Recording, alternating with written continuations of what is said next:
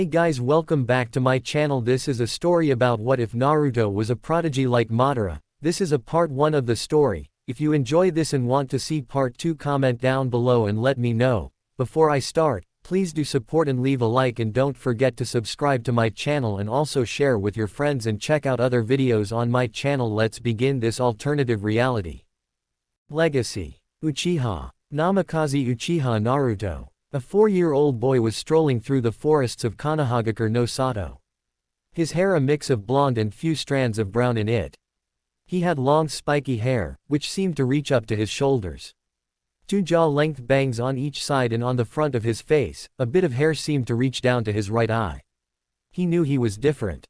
Different than the kids his age. While other kids would play in the park with other children and think of whether to play ninja tag or just run around, he would often think about life and death, or how the different shinobi villages were at each other's throats to prove themselves superior to the other.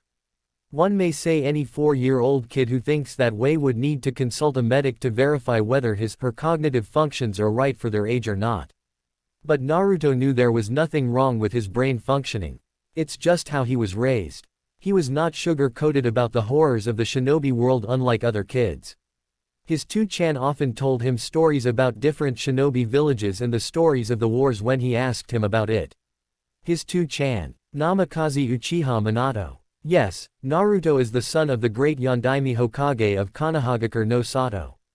Naruto was a smart boy for his age.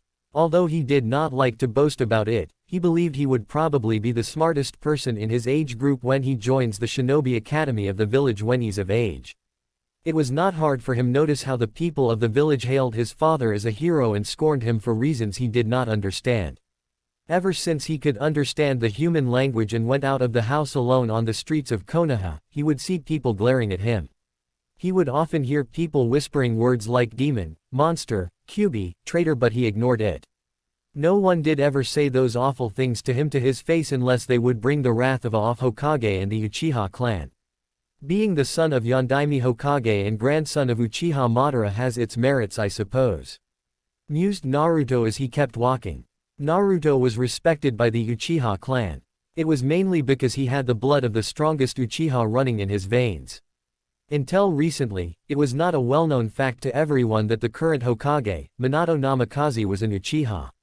Not just any Uchiha, but the son of the legendary Uchiha Madara. The only ones who were aware of that fact were Jiraiya, Kushina Uzumaki Namikaze, Senju Tsunade, and the deceased Sandaime Hokage, Sarutobi Hiruzen. The Uchiha clan too were aware of Minato and Naruto's heritage. Even though Madara was considered a traitor in the village, no one could ever doubt Minato's loyalty. His deeds during the Third Great Shinobi War single-handedly won Konoha her victory. The Uchiha clan, who had become restless earlier since they felt their power was considerably decreasing in the village, calmed down as one of their own, even if the son of Uchiha Madara could become the leader of the village. Minato was different from some of the power-hungry fools in his clan. He had his pride, but was not overly arrogant to believe that he was invincible.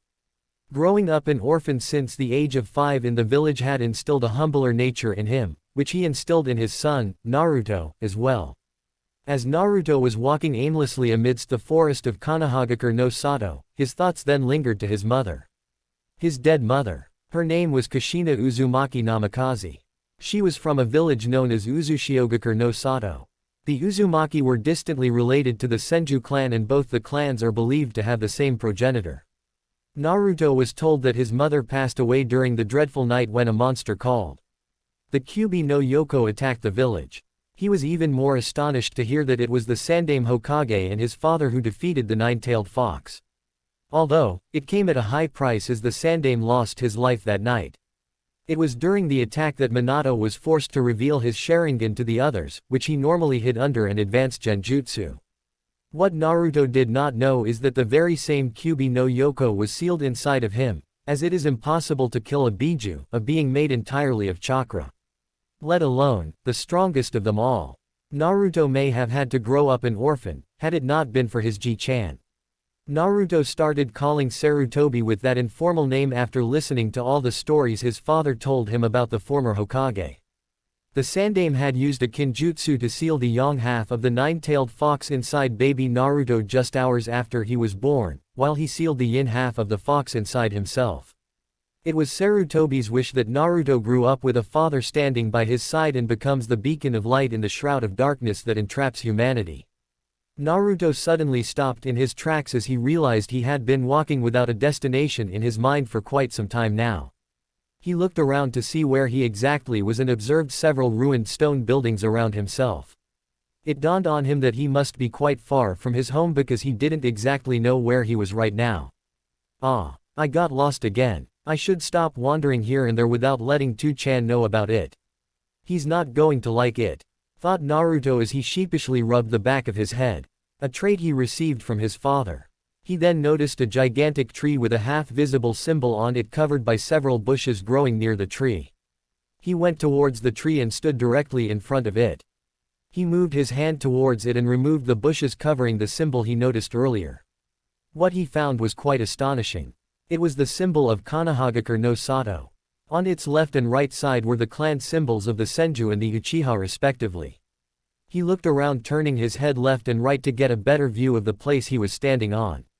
There were several ruined stone buildings, few scattered kunai, katanas and the Senju and Uchiha clan symbols on each side of the tree respectively. He moved around the place a bit to see if his keen eyes could find something. And what he found was various scrap marks as well as burn marks on the trees which looked decades old. He came back to his earlier position, once again standing before the giant tree, as he came to the correct conclusion. Flashback. A 3-year-old Naruto was happily tucked under the comforts of his blanket in his bed by his 2-chan, Minato. 2-chan, I have a question, said an excited Naruto. Minato took a nearby chair and sat near his precious son and smiled looking at him. Yes, Naruto always loved the nicknames his father gave him. He always had a tough time coming up with nicknames for people. So, he believed it took one a lot of time to come up with them, and he loved the fact that his father spends time thinking about him. Even though he had a sharp mind, he was still a child, and that's what Minato loved among the many things about him. He could show maturity and wisdom 1 second and the next second he would act his age of being a child. How was our village formed? What was here in this place before Konoha was built?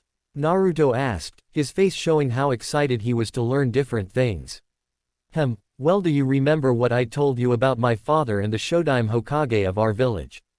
Yes, 2-chan. Madara Sofu and Senju Hashirama belonged to the 2 noble clans, the Uchiha clan and the Senju clan, and both were the leaders of their clan when they formed an alliance between themselves to form the first hidden village, which today is known as Konohagakure no Sato. Naruto said. Minato nodded and patted his head once affectionately to signify what he said was correct. Naruto puffed his chest to show how proud he was that he knew his village's history. So before Konoha was formed, it was a time where most clans fought with each other to gain more lands and resources for themselves.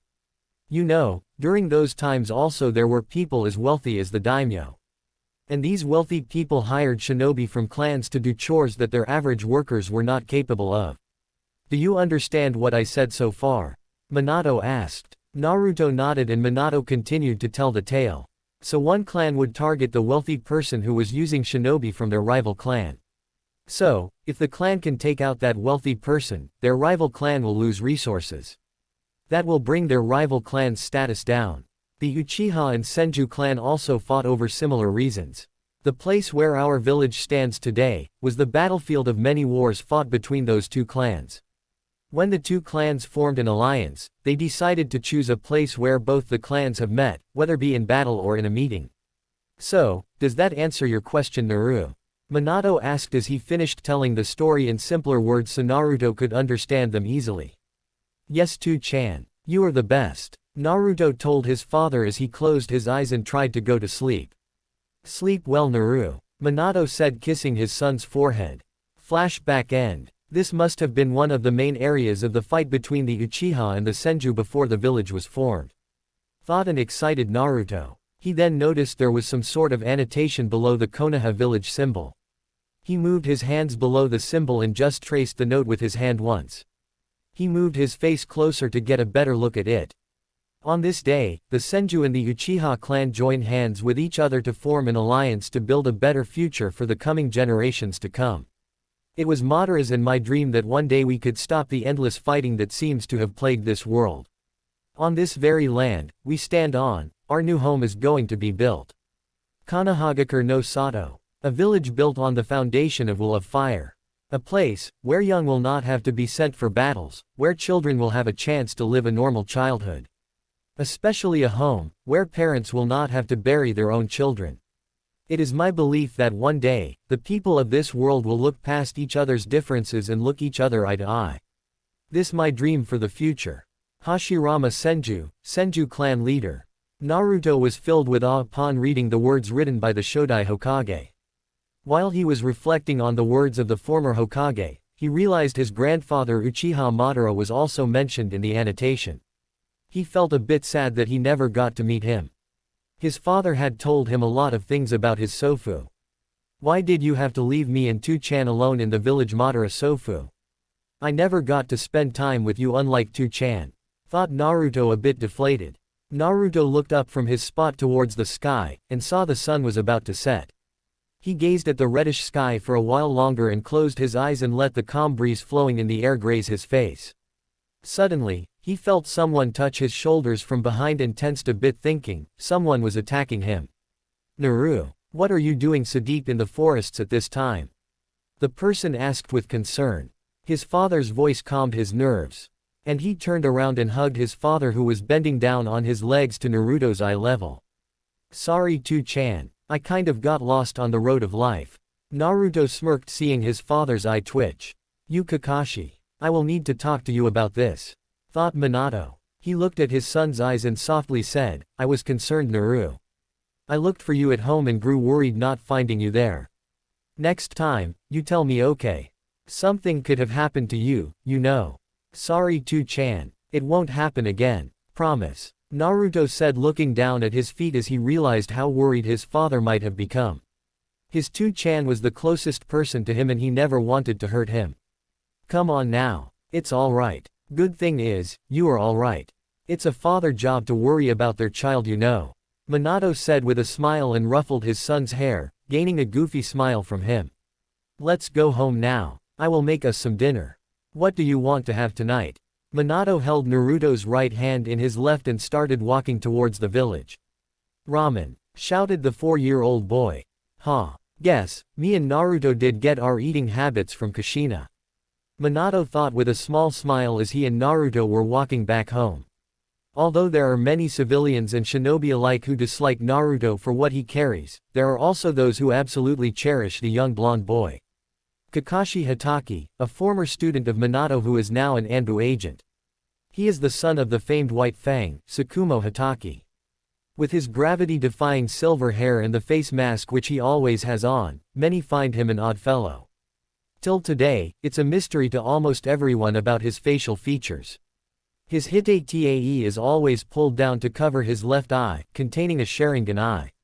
The unique dujutsu of the Uchiha clan was given to him by his former teammate and friend Obito Uchiha in his last moments, who died fighting during the Third Great Shinobi War. The exploits of the young shinobi during his ninja career were so impeccable, that he earned himself the moniker of Sharingan no Kakashi. There are several more shinobis that are Anbu agent as well as normal Junin of the Leaf Village who have taken a liking to Naruto. Yugao and Kurenai were both students of Kushina Uzumaki Namikaze. They all felt horrible when news of Kushina's untimely death during the Kyuubi's attack was revealed to the village. Hence, they often took time to visit baby Naruto when his father was busy. Makoto Uchiha, matriarch of the Uchiha clan and Fugaku Uchiha, clan head of the Uchiha clan, who were close friends of Minato and Kushina since childhood often visited baby Naruto along with their two sons Itachi and Sasuke. Makoto had taken a liking to little Naruto from the moment she laid eyes on him and often spent a lot of time with him and helped raise him whenever she could. Jiraiya of the Sannin, one of the 3 students of the late Sandaime Hokage and the sensei of Yondaime Hokage, Minato Namikaze. He gained the title of Sannin during the Second Great Shinobi War during his fight with Hanzo the Salamander, as a testimony of the battle prowess he showed. Even though he proclaims himself to be a super pervert, and often considered by others as an idiot, he's by far the strongest of his 2 teammates, Senju Tsunade and Orochimaru. Among his many special attributes is his ability to harness nature chakra or senjutsu, thus making him a sage. Since he was taught senjutsu by the Toad Summons, he's widely known as Gamma Sennin.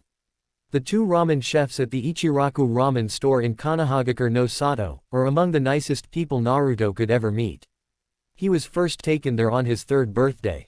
Chuki, a 50-year-old man, is the one who mainly runs the store, and his teenage daughter, Ayame, helps him around with the dishes and customers. The next day, Naruto and Minato were both sitting on the grassy field of their backyard in the Namikaze estate. The father and son duo sat under shade of a sakura tree, enjoying the calm breeze of the afternoon sun. Even though Minato's status as an Uchiha was now revealed, he did not wish to live in the Uchiha compound.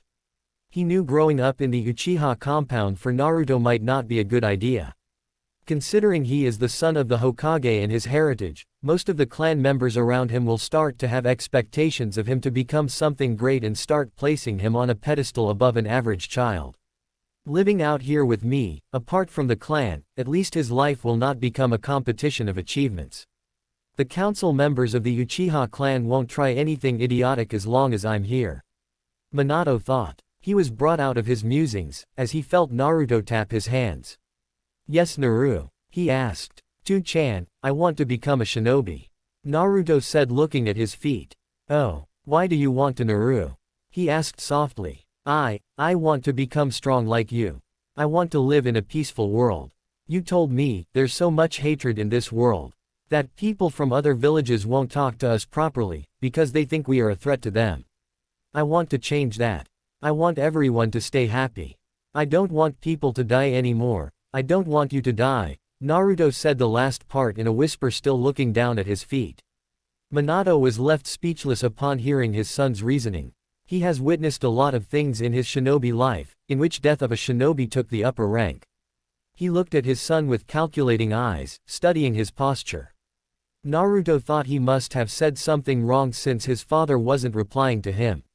He looked at his father and saw him looking at him intently. He was about to speak something when his father beat him to it. Naru, do you know why a shinobi fights? Why we shinobi kill each other? To protect someone close to us. Naruto said, remembering his father telling him that once. That is true. In this shinobi world, there is no right or wrong. Everyone in this world fights for something they think is right. Something which may seem right to you, may look wrong to someone else. Do you understand, son? Minato asked. He could see his son was in deep thought, looking at his facial expression. His left eyebrow was raised slightly and both of his hands were folded over his chest. He's so much like me and To-san when we are deep in our thoughts. He thought with a bit of nostalgia. Yes, To-chan, I think I do. Naruto said as he slowly nodded his head. You have an admirable dream, Naruto. You know, most kids your age would say, they want to become strong for their own sake. But, to become strong to protect someone else is one of the wisest traits a person can portray. Minato said with a smile. Naruto was really glad to have his To-chan with him. He loved how his father could make him feel happy all the time. He went and hugged Minato tightly for a few seconds, enjoying being in his presence. When they parted, Minato made Naruto sit on his lap and said, Naru, the life of a shinobi is never easy. It is full of sacrifices, hardships, hatred, and you must do lots of things which you, yourself may feel is wrong. My sensei once told me, a shinobi is one who stands firm and endures. I will teach you everything I know about being a shinobi, but at the end it is up to you, how you make use of that teaching, okay? Hi To-chan. Now can we get started please? He asked a bit impatiently. Minato inwardly smiled seeing his son so happy on the prospect of being a shinobi. How much ever smart he may seem, Naru is still a kid right now. I wish you were here to see our son grow up, Kushina. I promise, I will always stand by your side no matter what happens, my little Naru. Yes, I know. Calm down, Naru. Get up and follow me now, okay? Minato asked, getting a nod from the young boy. Naruto followed his father to a small pond a few distances away from the sakura tree. He saw his father sitting down cross-legged and he too sat down in the same position facing Minato. Naru, listen closely to me from now, alright? Minato said and saw Naruto nod his head. Today, we are going to unlock your chakra. In our world, essentially everything contains chakra. Starting from humans, to animals and even trees and plants. Chakra is a form of life energy, and those who run out of chakra eventually die. Chakra is produced within chakra coils that mainly surround and connect to each organ that produces chakra. Shinobi generate and release it outside their bodies through pressure points, which are called tenketsu points. Minato paused in between to look at Naruto and found him to be listening to him intently. "Did you understand what I said up till now?" Minato asked. "Hi To-chan," Naruto said. Minato was about to continue when he saw a questioning look on his son's face. "Naru, do you have a question?" "To-chan, you once told me, since you are the Hokage, you have the most chakra in the village. So, does that mean, you also have more tenketsu points than the others?" Naruto asked. Minato smiled a bit seeing Naruto question. He remembered how he used to question his father when he started teaching him the ways of molding chakra in his early years after his mother's unfortunate death. "No Naru. Every person has a fixed number of tenketsu points, which is 361. When a person trains for years and conserves chakra, their chakra coils tend to expand, thus increasing that person's chakra reserves. Some people are born with more chakra while some with comparatively less. People belonging to shinobi family are born with fairly larger chakra than those in civilian family." Minato looked at his son again and saw him nod, understanding that Naruto followed his words. "Now, we will try and unlock your chakra," he said, and Naruto smiled with excitement visible in his eyes. "Now Naru, relax your body and put the palms of both your hands together and hold it in front of your chest and close your eyes. Keep focus on yourself and nothing else, okay? Try and find a warm pull in your body," Minato said, and saw Naruto sitting in the instructed position and closing his eyes. It had been about 10 minutes that Naruto was sitting in the same position with his hands clasped in front of him. "I wonder if he's going to unlock it in his first try. It's very rare but not impossible," thought Minato as he saw his son concentrate. Meanwhile, Naruto's breathing had become light and his mind in a perfect state of calmness. He searched deep within his body for a warm thing and saw a bluish-purple light. He instantly pulled out his hands and grabbed it. Minato was thinking along those lines when there was a sudden burst of immense purple chakra from Naruto, creating spider web cracks on the ground they were sitting on. Minato's eyes widened on seeing the grounds crack around him and Naruto. He saw how wildly the chakra flowed and swirled around Naruto's body. So much of chakra in such density at such a young age. Incredible. The chakra output continued for a while and soon Naruto opened his eyes seeing his father looking at him with widened eyes. He felt so incredible now. He could sense his father's chakra in front of him and was amazed at how large it was. He could also pinpoint 2 people standing on the east side of his house. Must be those shinobi working specially for To-chan, he thought. "I did it To-chan," he whispered in a tired voice. He smiled seeing his father's stupefied expression and tried standing up. He put his hands on the ground and stood up with shaky legs. As soon as he took 2 steps forward, his vision became a bit hazy and he started falling towards the ground. Minato quickly stood up from his sitting position and moved to catch Naruto before he fell. "I'm proud of you Naru. You must be tired now, huh?" Minato asked, getting a weak nod from Naruto. He placed him in his arms safely and felt him fall asleep immediately. He brushed his hair softly once and heard him release a content sigh. "There's no doubt in my mind, you will go on to achieve great things, my son. Whatever path you shall choose in life, just know I will always be there by your side," he whispered softly. Minato then took Naruto inside the house and laid him gently on the sofa of the living room. "Sleep well Naru," Minato said as he kissed his forehead once. He then looked at the clock and saw it was around 4:30 in the afternoon. "I should get done with some of my paperwork. I will take Naru for ramen at night," Minato thought as he made his way to his office inside the house. Few hours later, it was around 8 at night that Naruto began to slowly open his eyes. He rubbed his eyes once to get adjusted to the light in the room. He realized he must have fallen asleep right after he unlocked his chakra. He looked around the room and saw he was on the couch in the living room. To-chan must have put me here, he thought. He got up from the couch and folded the blanket and kept it aside. He walked towards the kitchen to see it was empty. Naruto remembered how he could pinpoint the location of the 2 ANBUs who were standing just outside his house and sensed the amount of chakra his father possessed. So, he closed his eyes and tried finding his father's chakra.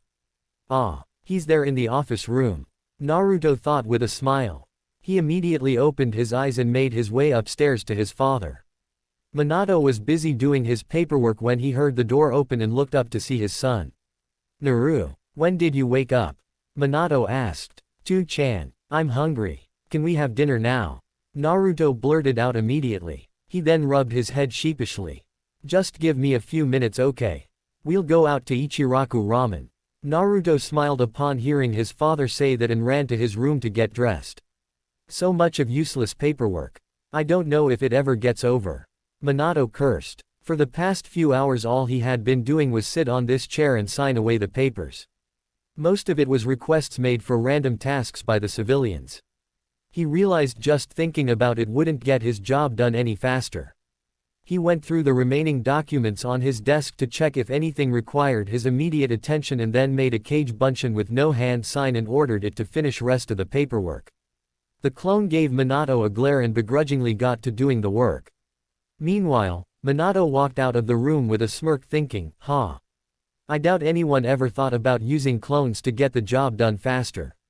Even though Minato could have used the kage bunshins to do the work the entire time, he only used it when he had other important things to do. Most of the time, he had to go through the papers himself in case it was an important document. Minato went down towards the main door to see Naruto waiting there quite impatiently. It still amused him, how much his son loved ramen. It was among the few things which could make his son act his own age. "Ready to go, Naru?" he asked looking at Naruto. "Hi 2-chan. Come on, let's hurry up," Naruto exclaimed. He held on to his father's hand and both walked out of the house towards the only ramen store in Konohagakure no Sato. It was a cold night in the village hidden in the leaves. It was the month of November and snow was yet to fall. There was a strong wind blowing, because of which most of the civilians were already inside their house. There were several Anbu as well as normal shinobi were strolling the streets of the village. Most of the clan houses were on the outskirts of the village, which seemed quite desolate at nights. The Namikaze compound was on the far east side of the village near the Uchiha compound. Even though several questions regarding to move the Uchiha clan further away from their original place was raised after the Kyuubi attack, Minato dissolved any further discussions on the matter with an absolute no. Even if Minato wasn't raised by the Uchiha clan or did not abide by their laws, he was still born in Uchiha. He may not like some people of the clan, but they were still part of Konoha and he wouldn't want to watch them get isolated from the village integrity or be moved from the grounds where they have lived since the founding days of the village. Minato and Naruto walked out of the Namikaze compound and made their way towards the shop.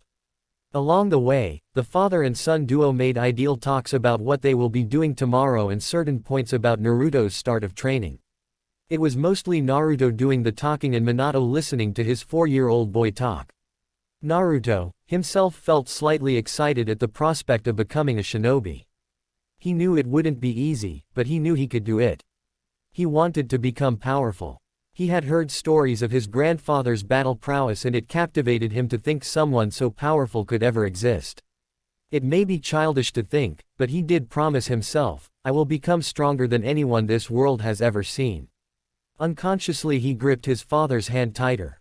Minato noticed his son's face as they were nearing the shop and saw how calm he looked as his tilted head gazed at the night sky.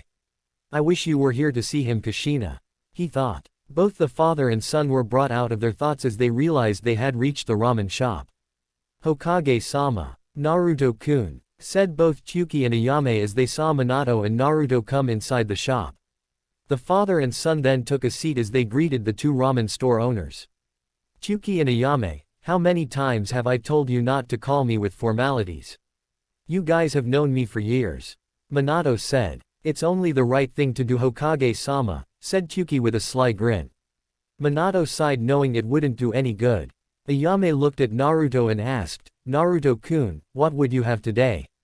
"The same as always." Naruto nodded quickly as he was starting to get really hungry. "I will have the same as Naru, Ayame." "So, make it 2 miso ramen," Minato added. The two chefs went inside the kitchen and started making the food. After a few minutes, Ayame came out with 2 steaming hot bowls of ramen and kept it in front of Minato and Naruto. Naruto inhaled the delicious aroma of the food and started gulping it down and finished it in a matter of few seconds. Minato, who was watching him eat, sweat dropped at how quickly his son finished it. He definitely got his ramen addiction and table manners from Kushina, Minato thought. Minato too finished his bowl in the next few minutes, and the pair left the store back to their house after bidding the two chefs good night for the night. Itachi Uchiha, a 9-year black-haired boy and the eldest son of the current Uchiha clan head. Regarded as the genius of the Uchiha clan, he graduated from the Shinobi Academy of the village within a year. At top of his class. But one of the main things that made the boy so special was the fact that he had awakened the Sharingan at the mere age of 7. Many from the Uchiha clan as well as the village had great expectations from the boy. Even though Itachi was subjugated to so much praise from everyone, he never let any of it get to his head. He was among very few humble shinobi within the clan. He was kind and gentle. Something which a small part of the Uchiha clan members disliked but did not say anything, for he was the son of the clan head.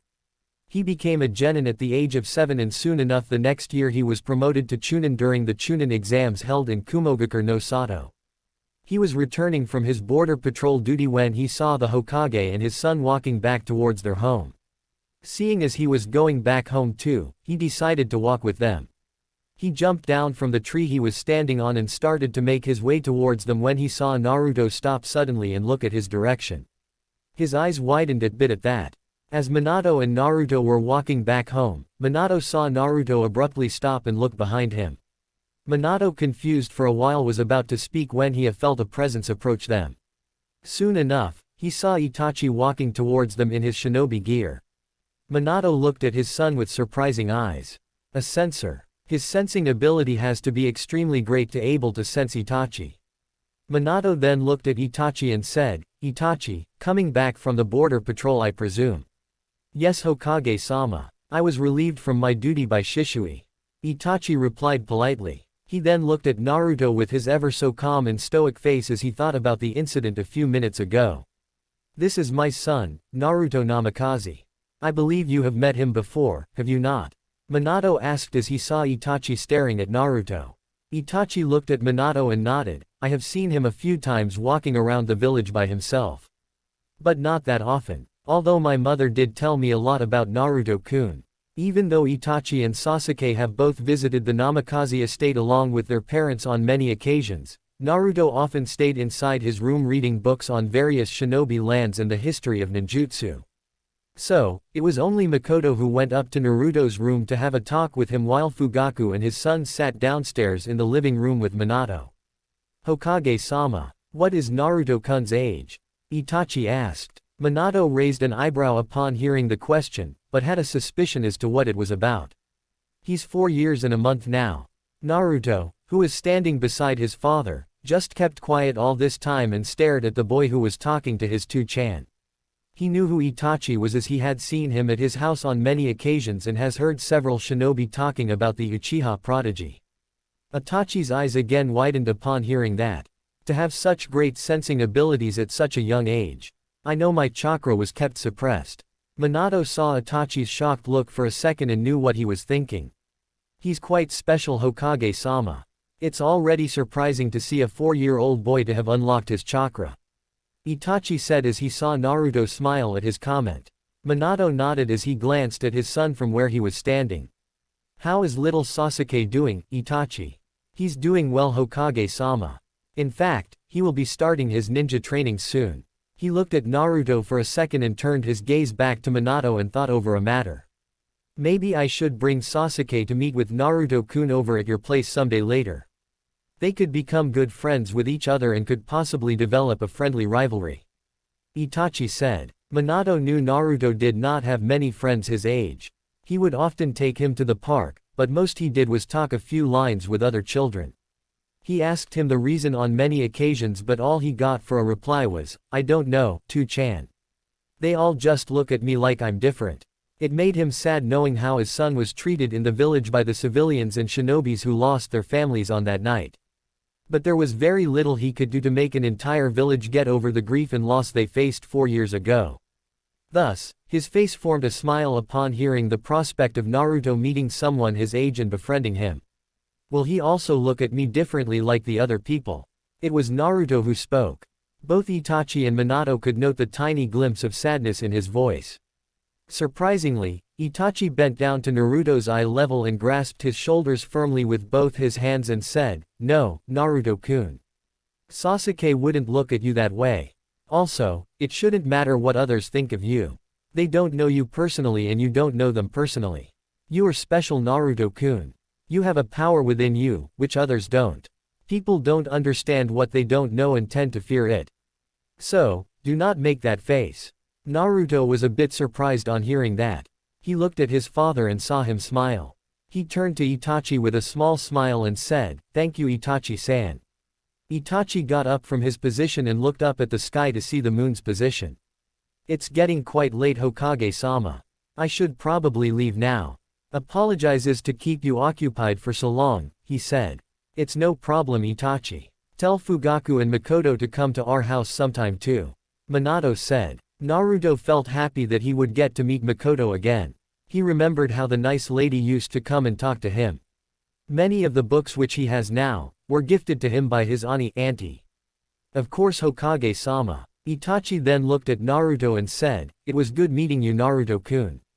I will come along with Sasuke sometime later to meet with you again." He bowed to Minato once and disappeared in a swirl of leaves to his home. "That was such a cool technique. Tu-chan, do you think you can teach me that?"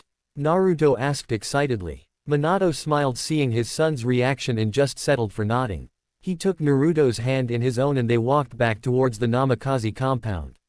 Ninjutsu. An abomination created by the humans to wage wars. That was not what he had taught when he was alive. That was not the intended purpose. He sought to bring peace. He sought to connect people through chakra.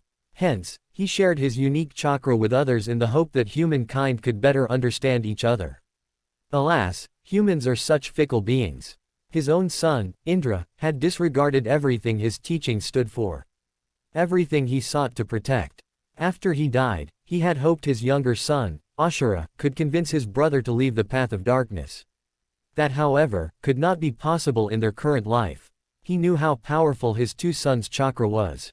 It could be considered near omnipotent, yet, nowhere near his own. He saw his two sons' chakra transmigrate in two other shinobi generations later. Yet again, he hoped these two could resolve the feud his two sons had begun. However, again, he was proved wrong. He knew he shouldn't have cast his attention away from Indra. But Ashura reminded him so much of himself. His younger son's ideals were exactly like his. To bring peace through love. While Indra too wanted the same thing, but differently. He wanted to dominate. This world did not need another person like his mother. So, he decided to give his son the power which he knew Ashura would use for the better. That was his first mistake. Unconsciously embracing one while neglecting the other.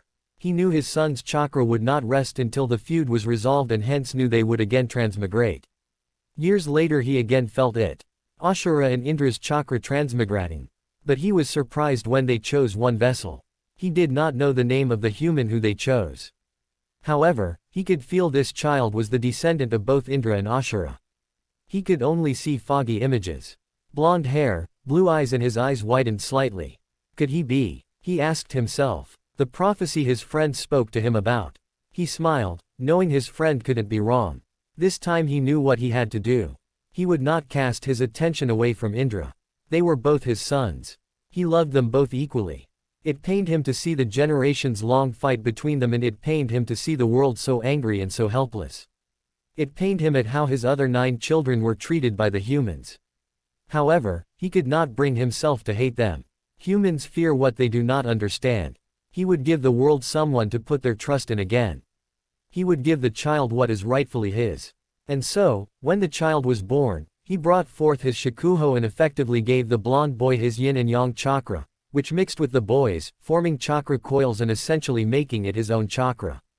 He smiled as he saw the sun mark on his tiny right hand and the half-crescent moon mark on his left hand pulsate for a second and vanish, set for the child to be seen when he reaches deep within his soul.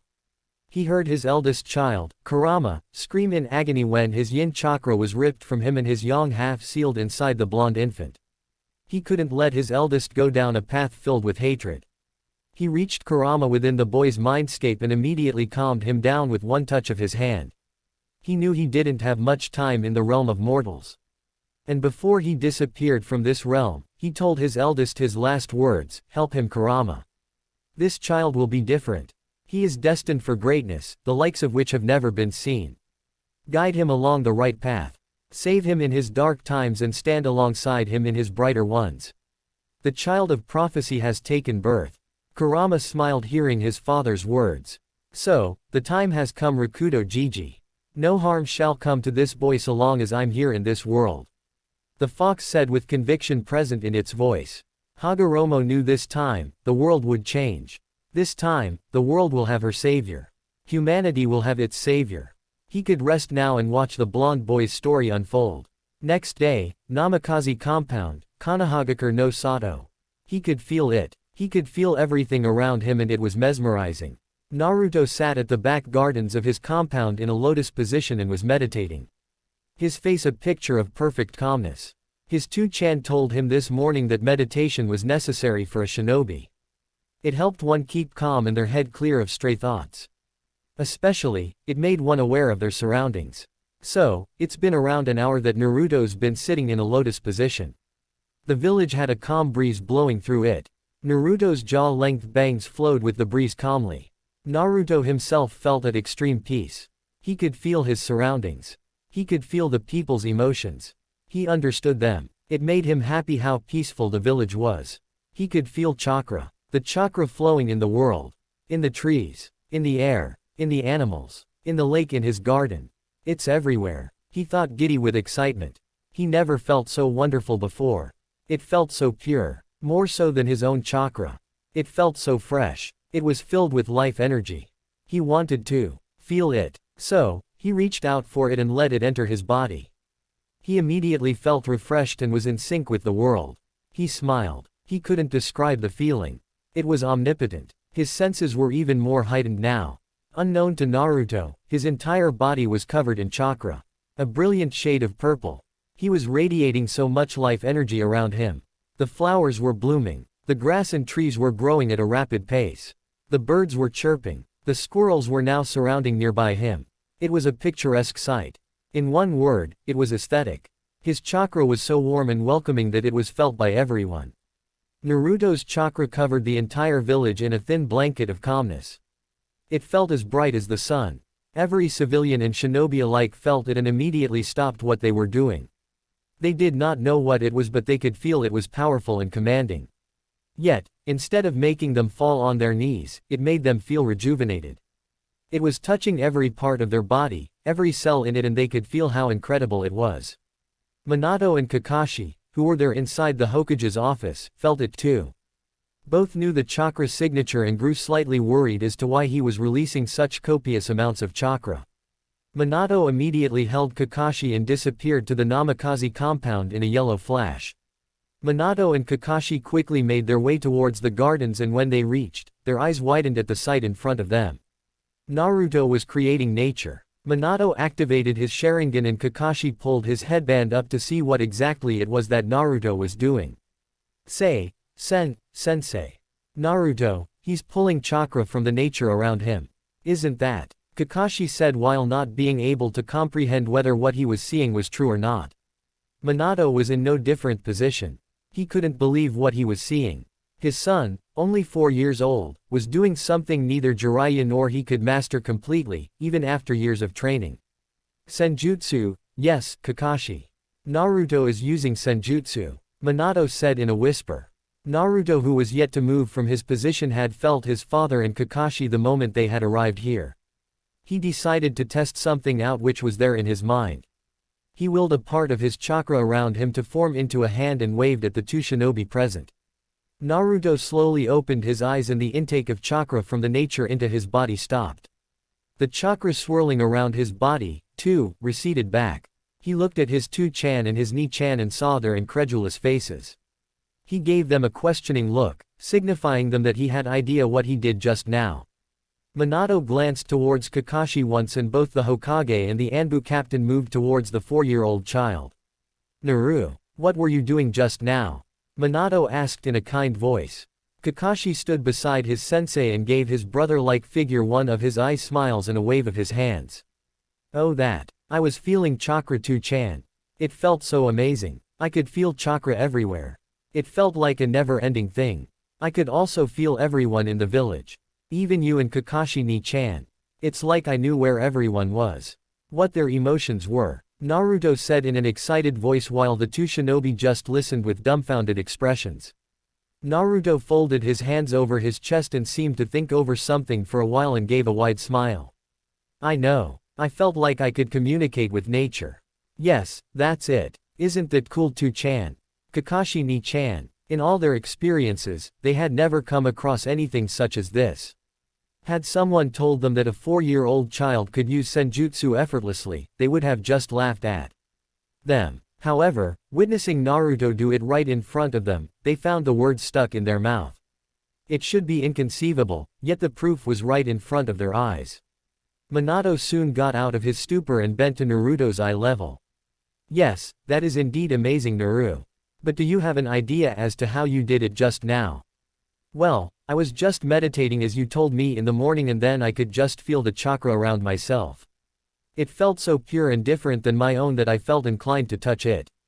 Then, I just let it enter my body. Naruto said with a wide smile. You really have no idea what you just did, Naruto. Both Minato and Kakashi thought. Naruto, what you were doing right now was using senjutsu. The chakra present in the nature or in general the chakra present in the atmosphere of the world is called nature chakra or senjutsu chakra. Not everyone can do this, Naruto.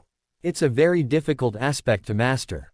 Jiraiya-sama and Minato-sensei are the only one that I know of who can do it. And I'm sure, even they took some time to grasp senjutsu. Kakashi spoke seriously. Naruto's eyes widened greatly, understanding the implications of Kakashi's words, and couldn't help but smile. He didn't boast himself for doing something incredible.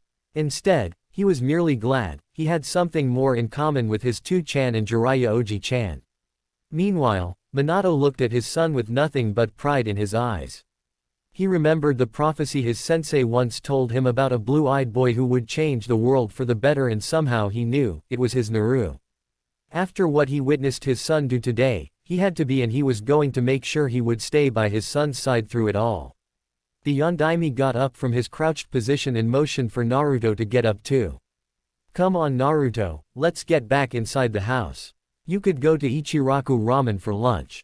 You must be hungry after what you did just now. Minato said as Naruto, Kakashi and he made their way inside the house. Naruto said, nodding his head vigorously. The moment the three reached inside the house, Naruto said goodbye to his father and Kakashi and ran to Ichiraku Ramen stand to have his favorite meal. Minato and Kakashi couldn't help but laugh a bit at his enthusiasm towards eating ramen. Unknown to all three of them as of now, Naruto's hand had pulsed softly earlier, engraving two images on his hands that would change the future drastically. The sun mark on his right hand and the half-crescent moon mark on his left hand. Sensei? Kakashi asked, gaining Minato's attention. Seeing the look on his student's face, he understood what he was meaning to ask. I know Kakashi. His chakra was felt by everyone within the village. No doubt there's going to be a council meeting regarding this soon. He said. His voice showed that he was not too happy about it. What are you going to do, Sensei? Are you going to tell them the truth? We should also inform Jiraiya-sama about this as soon as possible. Kakashi said. I don't know yet, Kakashi. I should discuss matters with Jiraiya-sensei and the Toad summons first before I reach any conclusion. Naruto's innate ability to use senjutsu baffles even me.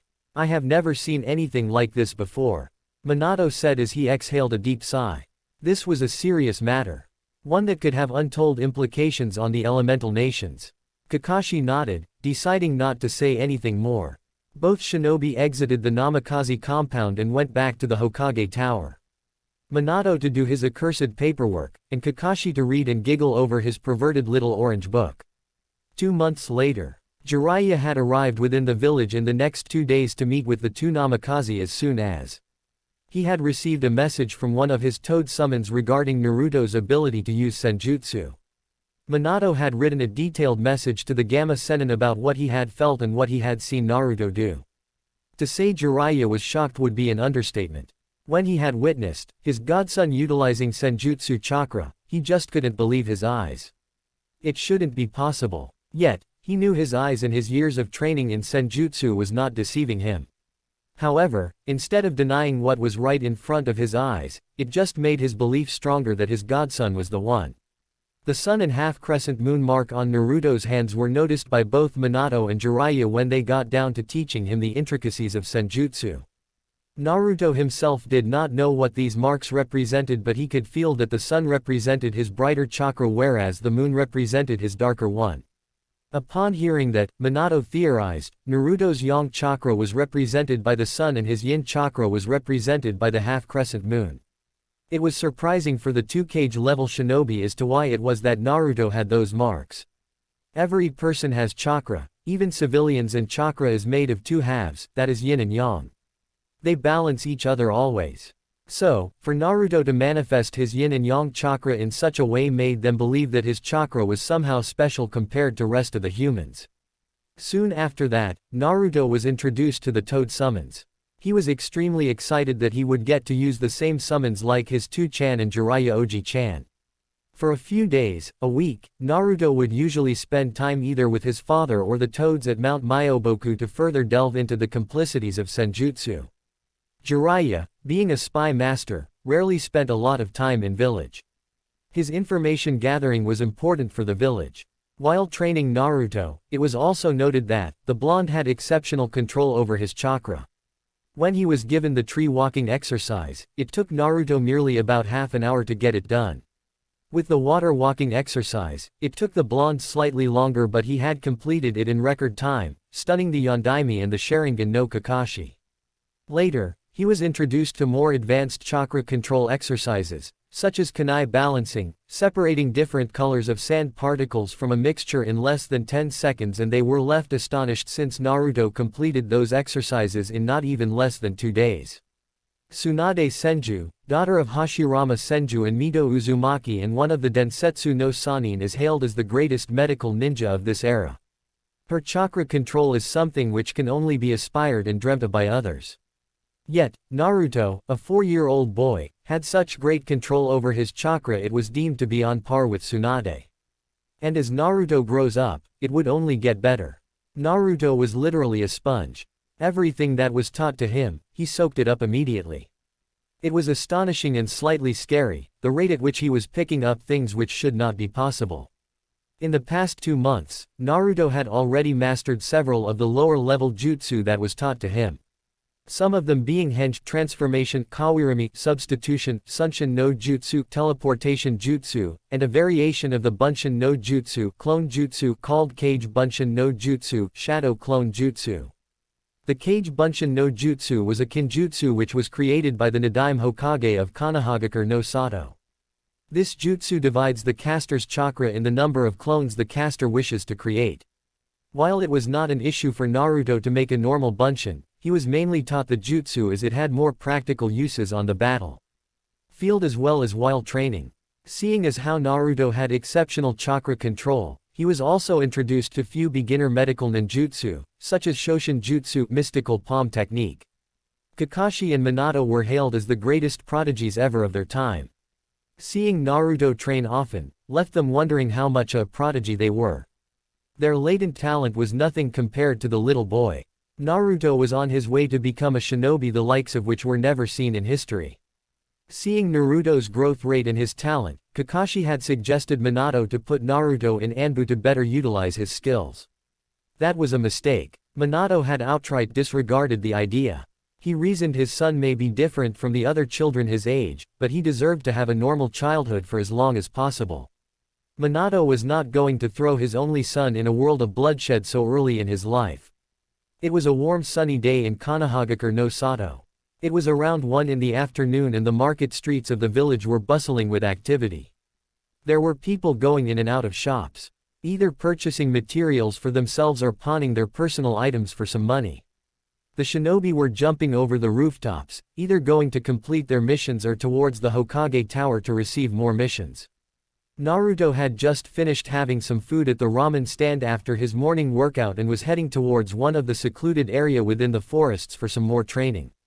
Minato and Kakashi had told Naruto that he had to get his physique in shape for the taijutsu katas that he was learning from the scroll given to him by his 2-chan. The scroll contained the Interceptor Fist, the taijutsu style used by Madara Uchiha. It relied on fast reflexes and studying the opponent's movements first and reacting to them in a quick span of time. While for most Uchiha, their Sharingan is an integral part in their taijutsu moves, Naruto is taught to consider the Sharingan as merely an accessory tool. The Sharingan is only supposed to decipher the subtle movements and give an edge in hand-to-hand combat. But if one can do that without the use of the Sharingan, it gives one much greater reflexes while using it. Every morning, Naruto would wake up and do 15 laps around the Namikaze compound. From there he moved to 50 push-ups, 100 sit-ups, 50 pull-ups and end it with 100 punches and kicks on a training dummy placed in the training grounds inside his compound. Every week he would add 5 laps more and 50 more to each of the exercise. He had gotten the inspiration from Kakashi when he told Naruto that he used to do similar exercises when he began his ninja training, which was around the same time as the blonde boy. So currently, Naruto was walking towards the forested area behind one of the playgrounds near the Hokage Tower when he heard a girl crying. Few minutes earlier, Sakura Haruno, a 4-year-old girl, was an aspiring ninja. Both her parents were veteran shinobi who could not pursue their shinobi career after the Third Great Ninja War. Her father, Kazashi Haruno, was an above-average shinobi who was extremely adept in using genjutsu, while her mother, Mebuki Haruno, was a medical ninja.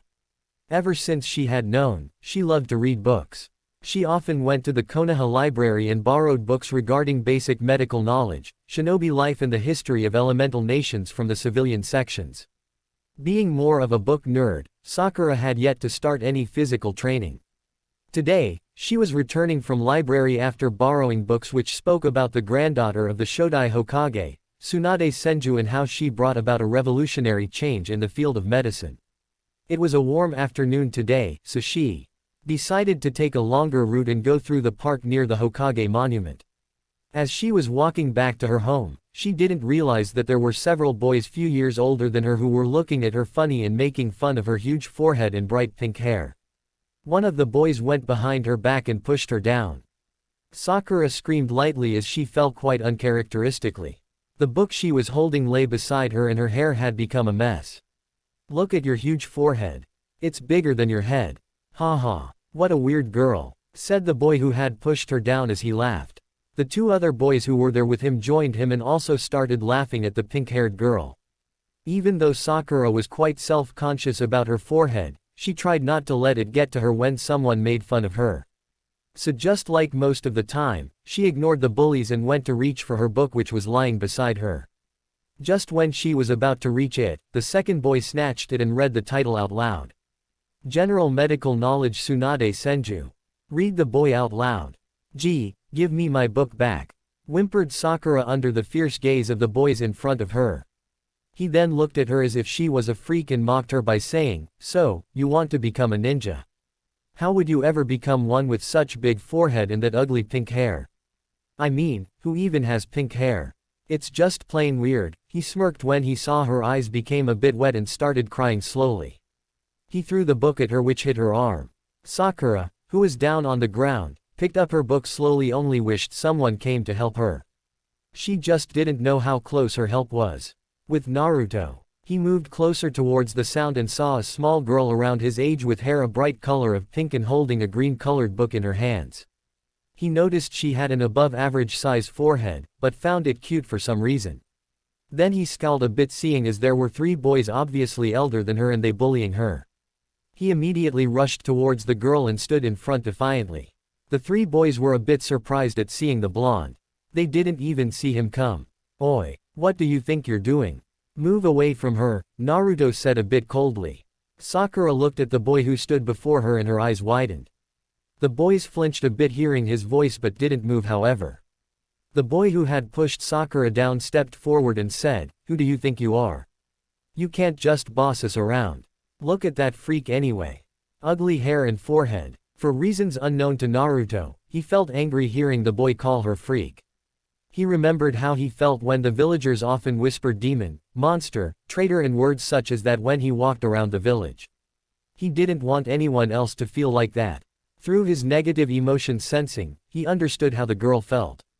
Scared, weak, and it made the blonde furious. He brought his index and middle finger of his right hand joined together before his face and willed 4-Kage Bunshin into existence.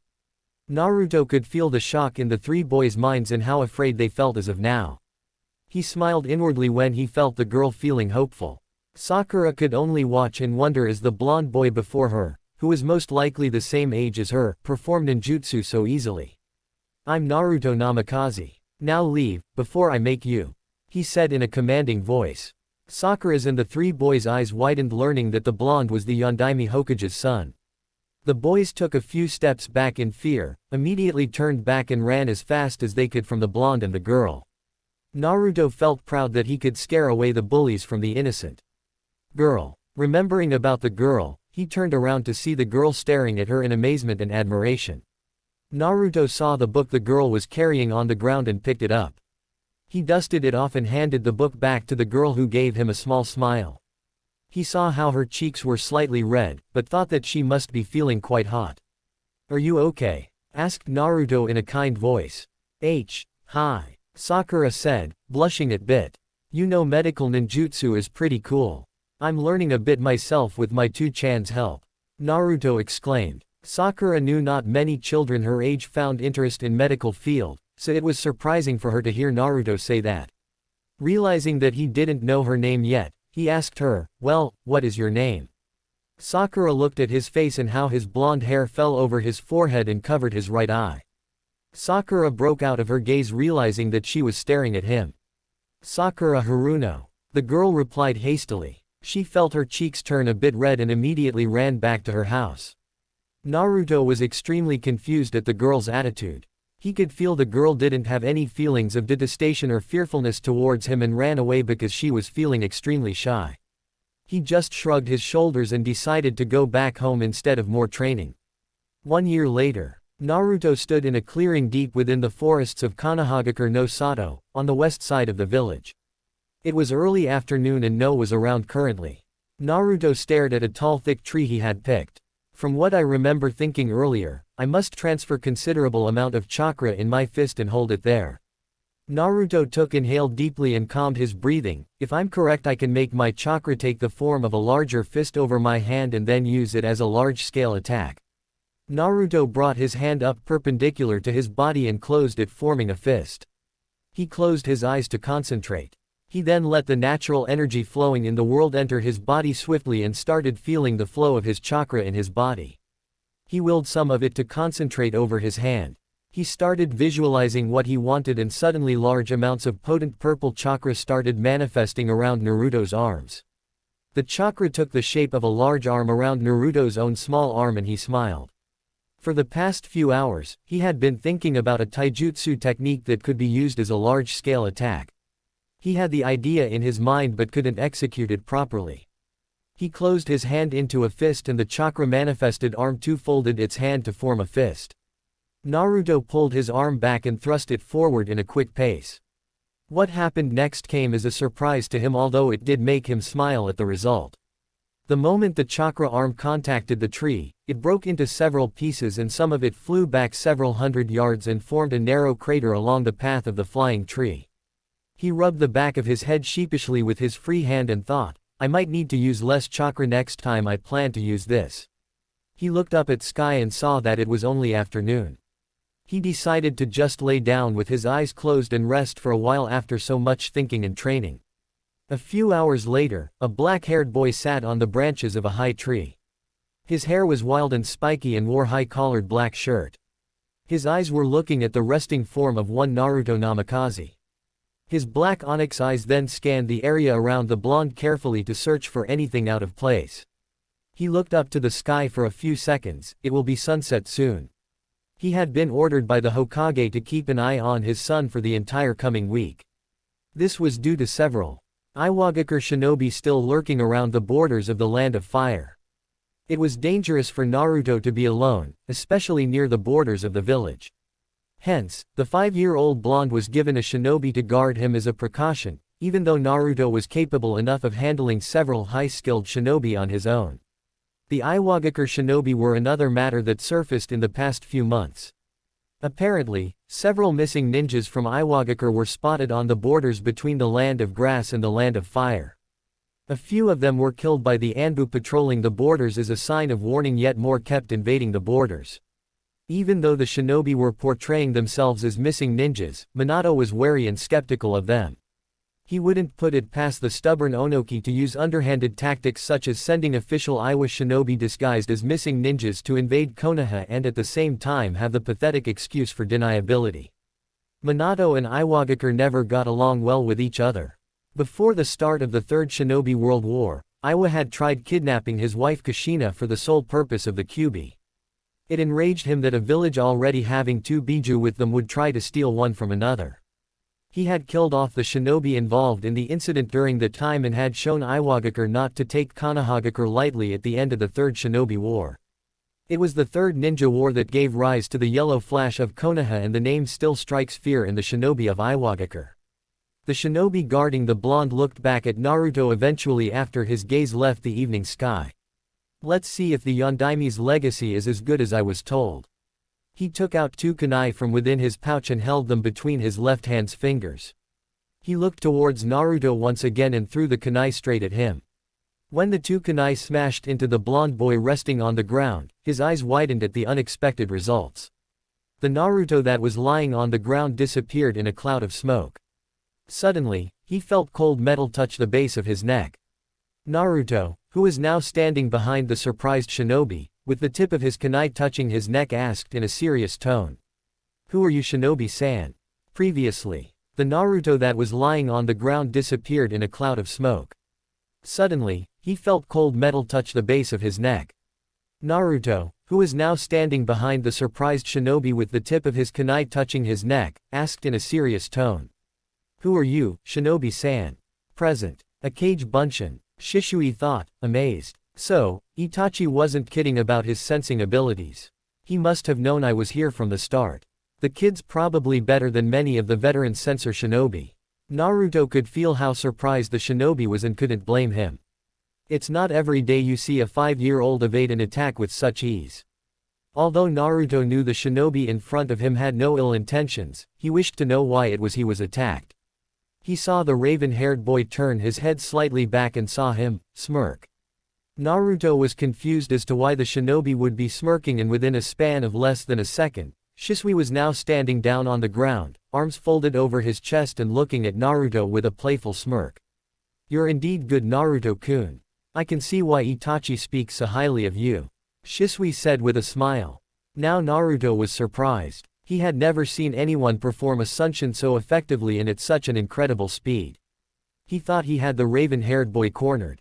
Now he knew how wrong he was. As Naruto stood on the branch of the tree, he looked at the boy. He had short, unkempt, raven-colored hair, black eyes and a relatively broad nose and well-defined eyelashes that were turned upwards at each end. He wore the standard attire of the Uchiha clan, which included a high-collared, dark-colored outfit along with a tanto strapped to the right side of the back of his shoulder. He also wore what appeared to be a harness for his tanto, which ran across his chest and fastened over both his shoulders. "Are you Shisui Uchiha?" Naruto asked as he too sunshined in front of the boy. "Oh, you know of me." He was amused that someone as young as Naruto knew of him, despite him being Hokage's son. "Hi. Itachi told me about you." Naruto gave a small smile as he remembered hearing about the Sunshin no Shisui from his brother-like figure. Shisui nodded as he sat down on the ground. He looked at little boy and patted the area next to him. Knowing what he was being asked, Naruto went and sat next to Shisui. Shisui once again stared at the boy. Earlier, when Itachi told him about Naruto's natural aptitude in the shinobi arts, he was slightly reluctant to believe about the boy's prodigal talents, even if he has the blood of Hokage-level shinobi running through his veins. The kid's only 5, he had thought. But seeing how he evaded his attack a few minutes ago with a well-thought-out plan and even surprising him with his moves later, he couldn't help but be amazed. The way the blonde talked and seemed to keep his guard up spoke volumes of how far ahead he was compared to the rest of his generation. Thinking of that brought a small frown on his face. "Gomen, Naruto-kun," he said in a whisper, but loud enough for the blonde to hear. Naruto saw the sad smile Shisui put on his face. But he saw something else too. It was the same smile he saw on his two Chan, Jiraiya Oji-chan and Kakashi Ni-san at times. It's as if they were apologizing to him for something out of their reach. He never understood it. Why would they look at him like that? Was it because of the overwhelming amount of chakra that was inside of him that felt much different than his own? He had a vague idea as to who it belonged to, but he never thought much about it. He believed his two Chan would tell him once the time was right. Naruto turned his head away from him and laid on the grass on his back. He could see the moon and how majestic the sky looked around it. Slightly red with a tint of orange in it. Although, his gaze lingered on the moon a bit longer. He didn't understand why, but he always felt a connection to the moon. Why would you say that and look at me that way? Naruto finally asked after a bit of silence. Shisui too looked back towards the sky. He shifted slightly back with his elbows behind him on ground. You're different from other kids, Naruto. Kids your age normally play outside, laugh from time to time and run around. Meanwhile, you train in the shinobi arts. You keep your guard up all the time. The way you think is far too astute. He explained. He looked back at Naruto with a soft smile on his face and put his hand on the little boy's head. I'm sorry, Naruto, that even during these times, you can't live like other kids your age. This shinobi world has a lot of darkness in it. But where there's darkness, there's always light. I'm sure you know of it, don't you? Shisui saw the slight confusion on Naruto's face and chuckled a bit. He ruffled his hair, earning a pout from the little 5-year-old and got back on his feet. What did you mean by that, Shisui-san? Naruto asked as he got up and stretched his arms to lose the slight stiffness in them. You will understand it someday, Naruto-kun. It's not my place to tell you. Shisui said as he started to walk back towards the village. Are you going to come or not? Naruto heard him say and quickly ran to his side. Hi. Naruto replied. As they were walking into the village, Naruto looked towards the older Uchiha and decided to voice his thoughts. Why were you here anyway, Shisui-san? I was asked by Hokage-sama to watch over you in case you were attacked by any Iwagakure shinobi. Naruto nodded in understanding. Jiraiya Oji-chan had told him how Iwagakure disliked Konoha because of his two Chan, Madara Sofu, and Konoha's position as the strongest among all the great shinobi villages, and that many of them were sighted near Konoha borders on numerous occasions. As they walked through the village, Shisui saw how some of the civilians glared at the boy and some whispered things which were not meant for a boy his age to be heard. He looked towards Naruto and was surprised to see him not being affected by any of it. It's okay, Shisui-san. I have been hearing them say such things ever since I could remember. It's not their fault. They fear what they don't understand, he said as a tired sigh escaped his lips and started walking at a faster pace towards his home. Shisui frowned at hearing that as he walked behind Naruto. He wanted to say something to him but decided to stay quiet. It was around 8 at night and the two were standing outside the Namikaze compound. Will we meet again, Shisui-san? Naruto asked hopefully. Shisui stared at the boy's eyes for a few seconds and smiled. Of course. Also, if you want, we could train together at times. Naruto nodded his head vigorously at the prospect of training with someone like him. Shisui smiled seeing Naruto act a bit his age. After he watched Naruto go inside the house, he sunshined to the Hokage's office to give his report to the Yondaime. Later at night, Namikaze compound. It was late at night, around 10:30, and Minato had just arrived after a long and boring day of work in the Hokage's office. Sometimes he wondered if the previous Hokage ever felt what he was feeling right now. Tired and exhausted, not physically, but mentally. The position of the Hokage is an extremely tiring job. Listening to the civilians' demands, taking care of the paperwork, ensuring the welfare of the village, keeping the trades between Konoha and her allies steady, ensuring the needs of the shinobi under his command, ensuring Konoha's safety, and more paperwork. He was glad when Shisui came and reported that his son was home safely. With the increase in numbers of Iwa shinobi sightings near the borders of Land of Grass and Taki, he did not want to take a chance with Naruto's safety. Unknown to many, Minato had lost a lot of people in his life. He saw his mother die in front of him when he was 4 by some Omegakure shinobi. That was what led him to unlock his Sharingan. His father left him alone in the village when he was 5 years old. Several of his friends were brutally slaughtered during the Third Great Shinobi War by Iwagakure and Kurigakure shinobi. Even up to this day, he feels like breaking down when he thinks of Kushina's death. It was painful for him watch her leave his side. She was his light in this dark world. His father often told him to look for that special person with whom you're most comfortable and hold on to them. For him it was his son, Naruto, now. He loved Konoha dearly and would do anything to ensure her safety, but he would always pick Naruto first. He knew he may be acting selfish, but he could not afford to lose another person close to him. As Minato was walking towards his bedroom to get changed, he walked past the library and saw Naruto sitting on the small mat on his knees reading a book. His face showed how concentrated he was. He looked to his son's side and saw several more books stacked on top of each other. He smiled seeing Naruto so immersed in the books. His mind must be entirely focused in those books. I doubt he sensed that I'm here, Minato thought as he chuckled inwardly. Instead of going to his room, he decided to stay and see how long it would take his son to notice him. However, what he saw made him widen his eyes. Naruto. With Naruto. After Shisui had left, Naruto had walked straight to the library. It wasn't a very decorated room, considering it was the Hokage's personal library. The room consisted of 3 tall bookshelves on 3 sides of the walls filled with different types of books. However, most of the books were related to ninjutsu in general. There was a small cupboard near the door which consisted of fuinjutsu scrolls. There were 2 desks in the room. One which was slightly at the back and was normally used by Minato, and another in the middle with a lantern to its side. It was slightly smaller than the one Minato used. There was a small mat next to the smaller desk which Naruto used. Even though there were lamps inside the room, Naruto preferred to use the lantern to study. Hearing stories of how his grandfather studied during the era of warring clans, Naruto felt he should do something similar to his grandfather, in a way to feel closer to him. He was always enthralled when his two-chan told him stories of his grandfather. Despite of what others said about the former Uchiha clan head, he believed him to be a good man. Like any 5-year-old, he too wanted to imitate the one he admired a lot. Naruto had made a habit of reading books from a very young age. Whether it be about the history of Konohagakure, the history about the origins of ninjutsu, or the books related to chakra theory, he loved reading them all. So, here he sat again with a book on his desk.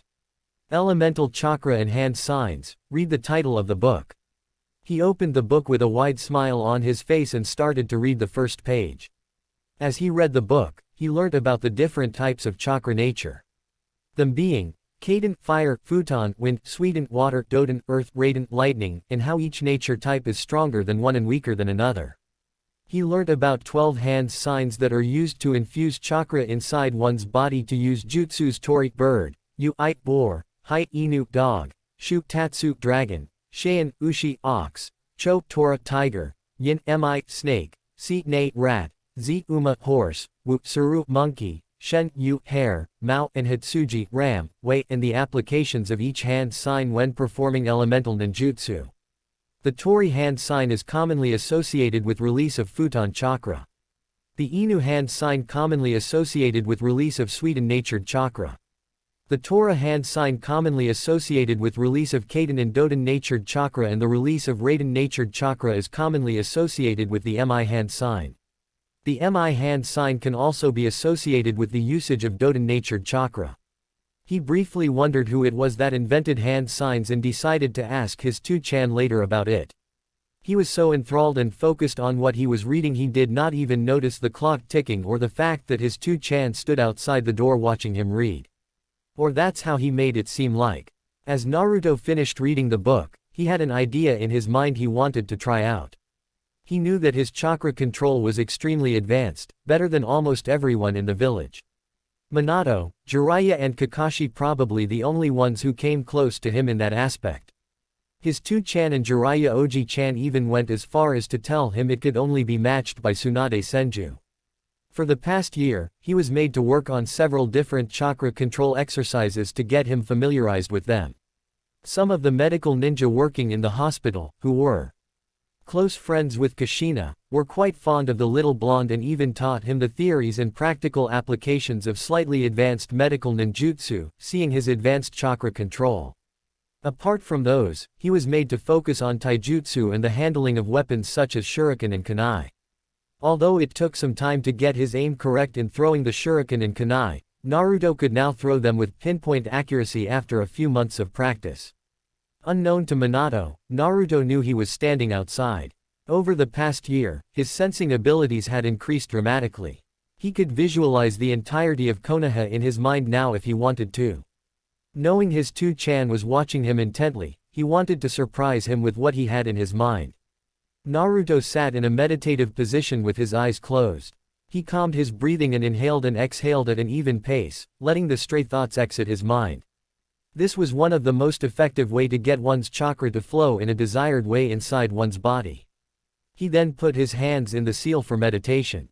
It is done by placing the back of the right hand on the palm of the left and the thumbs of both hands touching each other with both hands resting on the lap. He stayed in that position for a few minutes and allowed his chakra to calm down. Naruto then slowly went through the hand signs Ne, Rat, Uchi, Ox, Tora, Tiger, and opened his eyes along with opening the palm of his right hand. Suddenly a small fire ignited on top of his open palm and a few seconds later Naruto willed it to stop. Minato, who was standing outside the door, widened his eyes upon seeing his son manipulate Kaden-natured chakra. "How far will you go, Naru?" He stared at Naruto with nothing but pure amazement in his eyes. He couldn't believe someone so young could manipulate elemental chakra so easily. After a few seconds of that, he chuckled softly as he realized his son always manages to do the impossible and surprise him every single time. "Two-chan," Naruto exclaimed happily as he walked towards his father. "I see you have been busy, Naru," Minato said as he patted him on the head softly. "Wasn't it cool, Two-chan? I could manipulate fire. I remembered you telling me how most of the Uchiha were affiliated with Kaden nature." Naruto paused for a while and thought out loud. "I wonder if I can perform other nature types."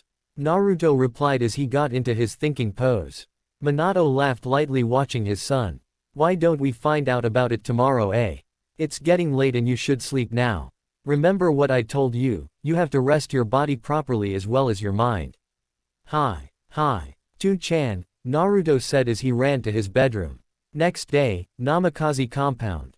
Kakashi was lazily standing next to a tree in the training ground of the Namikaze compound, giggling perversely while reading his orange book. Minato looked at his student and sighed for the umpteenth time. He never understood why his sensei wrote such and why people even read such a thing. He looked in front of himself and saw his son standing after completing his morning routine of physical exercises and taijutsu katas. He was proud and incredibly amazed at the rate which Naruto was learning things. He moved his hands through his silky blonde hair once and looked up at the sky and thought, "I wish you were here to see our son Kushina, you would be proud of him. Kakashi, give me some chakra paper. It's time we get started with Naruto's elemental training. He has learned the basics of what I had to teach him to the best of his abilities," Minato said as he asked the former Anbu captain to come near him. Kakashi raised an eyebrow at that. He was just told to come here early this morning, without any details of what he had to do from his sensei. He had helped Naruto at times with his training but he didn't think he would be ready for such advanced training so soon. He knew the blonde was a genius, one who probably comes around once in a generation. Even he wasn't that good when he was 5. Nonetheless he nodded and walked towards Naruto and his sensei, taking out a piece of white paper and handing it out to him. Minato saw the slight doubt come over Kakashi's lone visible eye and asked Naruto to perform the Kaden chakra manipulation which he did last night. Naruto too had felt the slight doubt in Kakashi's mind and nodded to his father. He went through the same hand signs which he did the previous night. Ne, Rat, Uchi, Ox, Tora, Tiger, and opened the palm of his right hand, igniting a small fire on top of it. Kakashi's loan widened slightly as he stared at Naruto in surprise. "Say, Sensei?" Kakashi asked in surprise. Naruto smiled, seeing his Nisan's stupefied expression. "I know Kakashi. I was shocked too when I saw him do it last night. He was reading books on elemental chakra and hand signs. This is the reason why I believe he's ready to learn elemental manipulation. If he could do that, he could master the basic manipulation with ease." "Hi, Sensei," Kakashi said, still not taking his eyes off Naruto. He felt stupid to doubt Naruto now. The things he has seen the kid do. It still amazes him and at times terrifies him. Minato handed one sheet of paper to Naruto and kept one in his hand. Naru, you already know the different nature types of chakra, right? Minato asked. Hi, Tu-chan. There are 5 different types of chakra nature, each being stronger and weaker than the other. They are Kaden, Suishin, Raiden, Doden and Futon. Apart from these 5 there's also Yin and Yang chakra.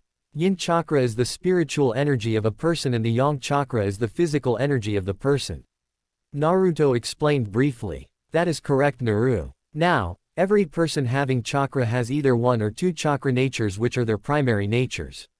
There are times when one is born with 3 primary affinities also, while others must train in other chakra natures which is not their primary to be able to use them effectively. This chakra paper here helps one identify their primary chakra nature. When you apply chakra into the paper reacts to the chakra showing various results. If it's sliced down the middle, you have Futon nature. If it becomes damp, you have Suiden nature. If it crumbles, you have Doden nature. If it burns, you have Kaden nature, and if it wrinkles, you have Raiden nature. Did you understand me so far? Minato said seriously. Naruto nodded and Minato asked him to apply some chakra into the chakra paper. The results were quite astonishing. As soon as Naruto applied some chakra into the paper, it sliced into 4 different pieces. The first slice burned to ashes immediately, the second one became extremely damp, the third one crumbled to pieces and the last one became wrinkled. While Naruto calmly looked at the fallen pieces of paper, inwardly he was excited at the fact he could perform all the chakra nature types. Meanwhile, both Minato and Kakashi stared at the sight in front of them with dumbfounded expressions. It should be impossible. No human should have the innate talent to perform all 5 chakra nature transformations. Yet the proof was right in front of their eyes. After a long silence, Kakashi cleared his throat to speak. Well, that was surprising, Naruto. Minato just nodded his head. Naruto felt how surprised the both were. Tu-chan, was that supposed to happen? You said maximum a person is born with the ability to use either 2 or 3 different chakra nature types. Naruto asked, in confusion. Well, that is normally the case, Naru. I haven't seen anything like this before. I will have to ask Jiraiya-sensei about it. Minato said and paused a bit before thinking about something. Whatever the case, Naru, it's a good thing, isn't it? You have more potential to become stronger if you are well versed with all the chakra nature transformations. Minato finished with a smile. Naruto smiled upon hearing that and nodded his head. So, what now, Tu-chan? How should I train in these elements? Naruto was extremely excited to learn that he had much more potential to become stronger. He could protect his Tu-chan and village that way. He still remembered the words written by the Shodai Hokage on that tree. He could feel the emotion with which the words were written. More so, his grandfather also dreamt of a peaceful world. He would create a world where his Tu-chan, Ni-san, his friends and he could live peacefully. Well, Naru, that's why Kakashi is here right now. I have some important work to do at the Hokage's office. So, he will be helping you getting started with the basics of elemental manipulation. Minato said and looked towards Kakashi, making a silent request. Surprisingly, Kakashi nodded without any hesitation. Minato expected the man to be slightly reluctant or lazy perhaps, but he guessed Kakashi was indeed eager to spend more time with Naruto. Minato soon disappeared to his office in a yellow flash and left the two alone. Naruto looked at Kakashi curiously and asked, "Well, Ni-san, what are we going to do?" Kakashi smiled wickedly, which sent shivers down the young blonde's spine. Well, Autoto. 2 years and 4 months later. Kaden. Gokyaku no Jutsu, Fire Style. Fireball Jutsu, Kakashi said as he breathed out a massive orb of flame which speedily headed straight towards Naruto. Seeing the flames coming towards him at a fast pace, Naruto held his hand in the rat seal and said Suiden. Sujinheki, Water Style. Water wall, while spewing out large amounts of water from his mouth. The water immediately formed a defensive barrier around Naruto, cancelling the Kaden Jutsu. As both the attacks got cancelled out, a thick mist was formed around the training ground, where Kakashi and Naruto were currently having their morning spars. He's gotten a lot better at using Suiden Jutsu, Kakashi thought. Not even a second later his eyes widened as two shuriken came flying towards him with what he guessed were coated with futon chakra. He substituted himself with a nearby log at the last second and now stood atop the branch of a nearby tree. He got a bit tense as he could not see Naruto anywhere once the mist was cleared. It was a meek point for Kakashi to try and sense him out, and he knew it. In the past 2 years, Naruto had mastered controlling his chakra to an incredible degree, and he knew the blonde could mask his chakra from him entirely. Nonetheless, Kakashi scanned the area where the mist was more prominent with his Sharingan for any whereabouts of the blonde. Kakashi then made 3 hand seals, and Raiden-natured chakra could be seen crackling on his right hand.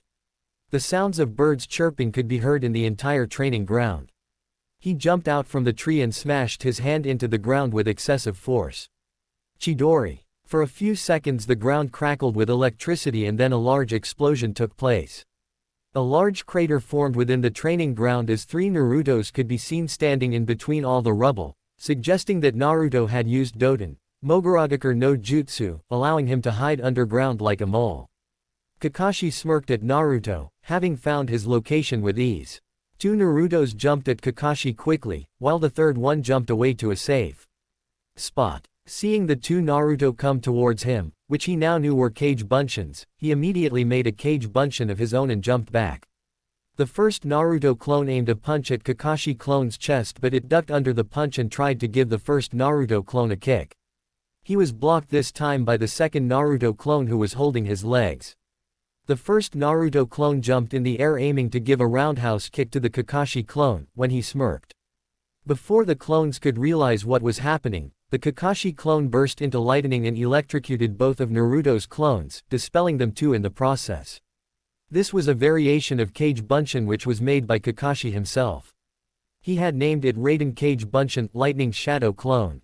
After training with the blonde on a regular basis for more than 2 years, he had improved several of his existing skills and made a couple of new ones. If one were to talk about his skills now, it would be borderline S rank. As the real Kakashi jumped back, he saw the third Naruto make hand signs for a Suiden Jutsu and started copying his hand signs by focusing on him with his Sharingan. Suiden. Suiden no Jutsu, Water Style. Water Dragon Jutsu. Large amounts of water molecules were converted by Naruto to form a huge water dragon with menacing yellow eyes. Suiden. Suiden no Jutsu, Water Style. Water Dragon Jutsu, Kakashi said, as the water from a nearby pond rose several heights similar to the one formed by Naruto. Both the water dragons roared and raced toward each other in frightening speed.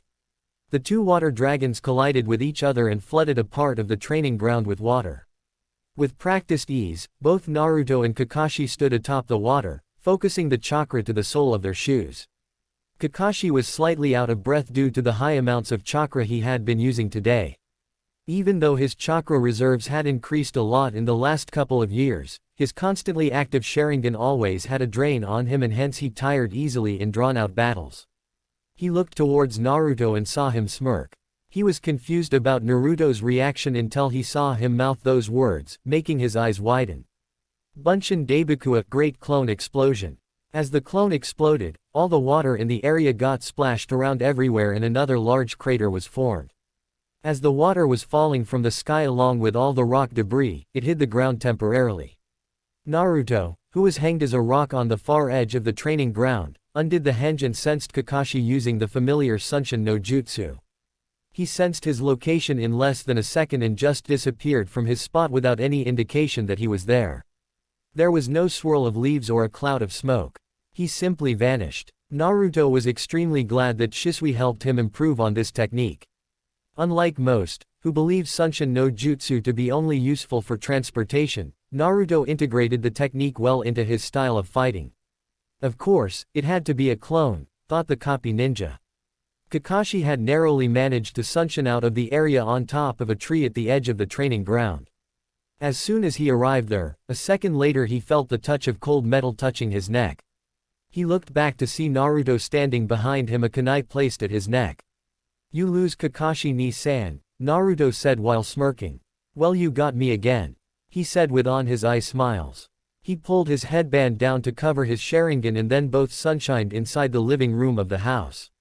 "That was good spar, Kakashi ni-san," Naruto said as he casually fell on the sofa. Naruto and Kakashi had made a routine of sparring with each other regularly, whether It be solely ninjutsu or taijutsu. Over the past 2 years, Naruto had thoroughly trained in arts of ninjutsu, taijutsu and genjutsu.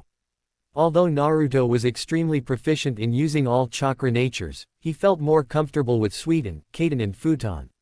However, Senjutsu was the area where the blonde had improved upon the most. Even the Toad Elders and Jiraiya were surprised how quickly Naruto could enter Sage mode. Initially it took him about 5 to 6 seconds to reach the enhanced state, but now he could enter it instantly. It was like the chakra flowing in the world would rush in to enter his body, eager to rekindle with his chakra. The kind of things Naruto could do with Senjutsu, it was beautiful yet terrifying. You're only 7 Naruto and it's almost impossible for me to beat you in a spar. Kakashi said. You have come a long way since the day we started training together. You should be proud of yourself, Naruto, Kakashi said with an eye smile. I know, I am. His smile grew as he saw Naruto's eyes widen ever so slightly. He too then sat down, tired from all the morning exercise and the spar. Kakashi couldn't help but smile and feel proud of the way Naruto had turned out. Despite being young, he showed shinobi skills, maturity and wisdom far beyond his age. Really, Ni-san? Naruto asked as he looked down with a small smile. It warmed his heart whenever his two-chan, Jiraiya Oji-chan or Ni-san spoke of him this way. There weren't many people in the village Naruto spoke a lot to. So, he always treasured the compliments he got from his loved ones, for whatever reasons. After Naruto spent a few seconds to recover from the kind words, he gave a small heartwarming smile. Thank you, Kakashi Ni-san. He brought his right hand to the back of his neck. I really appreciate it, coming from you. He added. Kakashi nodded, both knew the other extremely well, even without the blonde's special skills. After a few minutes of silence, Kakashi got up and saw that Naruto was already dozed off and thus left the house with Asuncion to his own apartment for a bath and a change of clothes. Later in the evening, sometime in the evening, the young Namikaze groggily opened his eyes and rubbed it slowly. Looking outside the window, he saw the sky was almost orange now. He instantly got up from the sofa and stretched his arms a bit. Naruto was now 7 years and 7 months. He stood at a height of 4 feet and 3 inches, which was good for his age. He had lost most of his baby fat, a testament of the regular physical exercise he had been doing in the past few years. He wore a full-sleeved gray shirt with the Uchiha clan symbol donning the back of it and black Anbu pants. The current Uchiha clan head, Fugaku Uchiha, who was good friends with Minato, had presented both him and Naruto the clan symbol as a sign of goodwill. This indicated that they were always welcomed within the clan. The pants were gifted to Naruto by his brother-like figure, Kakashi. He wore black gloves on his hands, which was his most cherished gift to him yet, given to him by his two-chan. It belonged to his grandfather, Madara Uchiha, who had given it to his son when he dropped off young Minato outside of Konohagakure. His most noticeable change was his hair. He had grown it longer in the last couple of years. He still had 2 bangs of blonde hair with a mix of brown which framed the sides of his jaws. His hair now reached past his shoulder, almost till his mid-waist. A bit of his hair now covered his right eye, which Naruto seemed to like. His eyebrows were cut short, showing a symbol of his nobility. I slept again. Naruto thought out loud. Not that dream again, he thought as he walked to a washroom to freshen up. This had been a recent occurrence now. In the past year, he had been getting dreams of a 9-tailed fox and an old man whose face he could not remember. Except that he had a shakuho in one of his hands. Naruto knew about the Kyubi no Yoko that was sealed within him now, but hadn't talked to anyone about it yet. He wanted to get used to the knowledge of it on his own. It was only a few months back that he found out about it, when he read a few books on bijus and jinchuriki. He was surprised there were 8 more bijus like the fox and all of them were sealed within humans, who are called jinchuriki. Surprisingly, he was relieved finally knowing why it was majority of the villagers seemed to hate him and knowing what the overwhelming amount of chakra was which he often felt inside himself. A few minutes later when Naruto came out of the washroom, he decided to finally speak to his father about this. He had thought the dreams would stop after a few months but it had been almost over a year now. He did not hate his two-chan for keeping something like this from him. He could never hate his two-chan. Nor did he hate the Sandaime. He knew they had their reasons and he understood them. From what he gathered by reading, the Kyuubi was the strongest of all the Biju and comparatively different from them. So, he had hypothesized it would require someone with a strong life force to be able to contain such potent and enormous chakra of the Biju. He knew one of the main reasons for the Biju to be sealed within him was because of his Uzumaki heritage. Hence, with that in mind, he walked upstairs to the library where he had sensed his father was. Minato had returned to his house early today, deciding to finish rest of the paperwork in his library. The academy will be starting 4 months from now, in September, and Minato was looking forward to the new batch as his son, Naruto, will be joining this year too. He knew his son was far ahead in terms of skills and knowledge compared to other kids in academy and even most of the Junin for most matter. But, as every parent, he wanted Naruto to make more friends, get to know people more better and form a strong bond with the village. Most of the friends Naruto currently had were far older than him and he only knew Sasuke and Sakura among his friends who were of his age. He chuckled a bit thinking about Sakura. That girl reminded him a lot of Kushina. Kind, gentle and scary when her mood is off. Nonetheless, he was glad the two were there in his son's life. So, here he was now, looking at admission forms for all the academy students who will be joining this year as well as the teachers who will be teaching them during their time at the academy. As he flipped through the forms, his eyes landed on the picture of one named Iruka Yumino. He had been recently promoted to the Chunin rank and had applied for the job as an academy teacher. He knew the boy during his time as a Junin and smiled. Even though his parents were killed during the Kyuubi attack, he knew he wouldn't act differently towards Naruto. He will be a good teacher for Naru. As Minato was going through the pages, he heard footsteps entering the library, saw it was Naruto. He looked up from his work and smiled at him. However, looking at his eyes, he understood something was troubling him.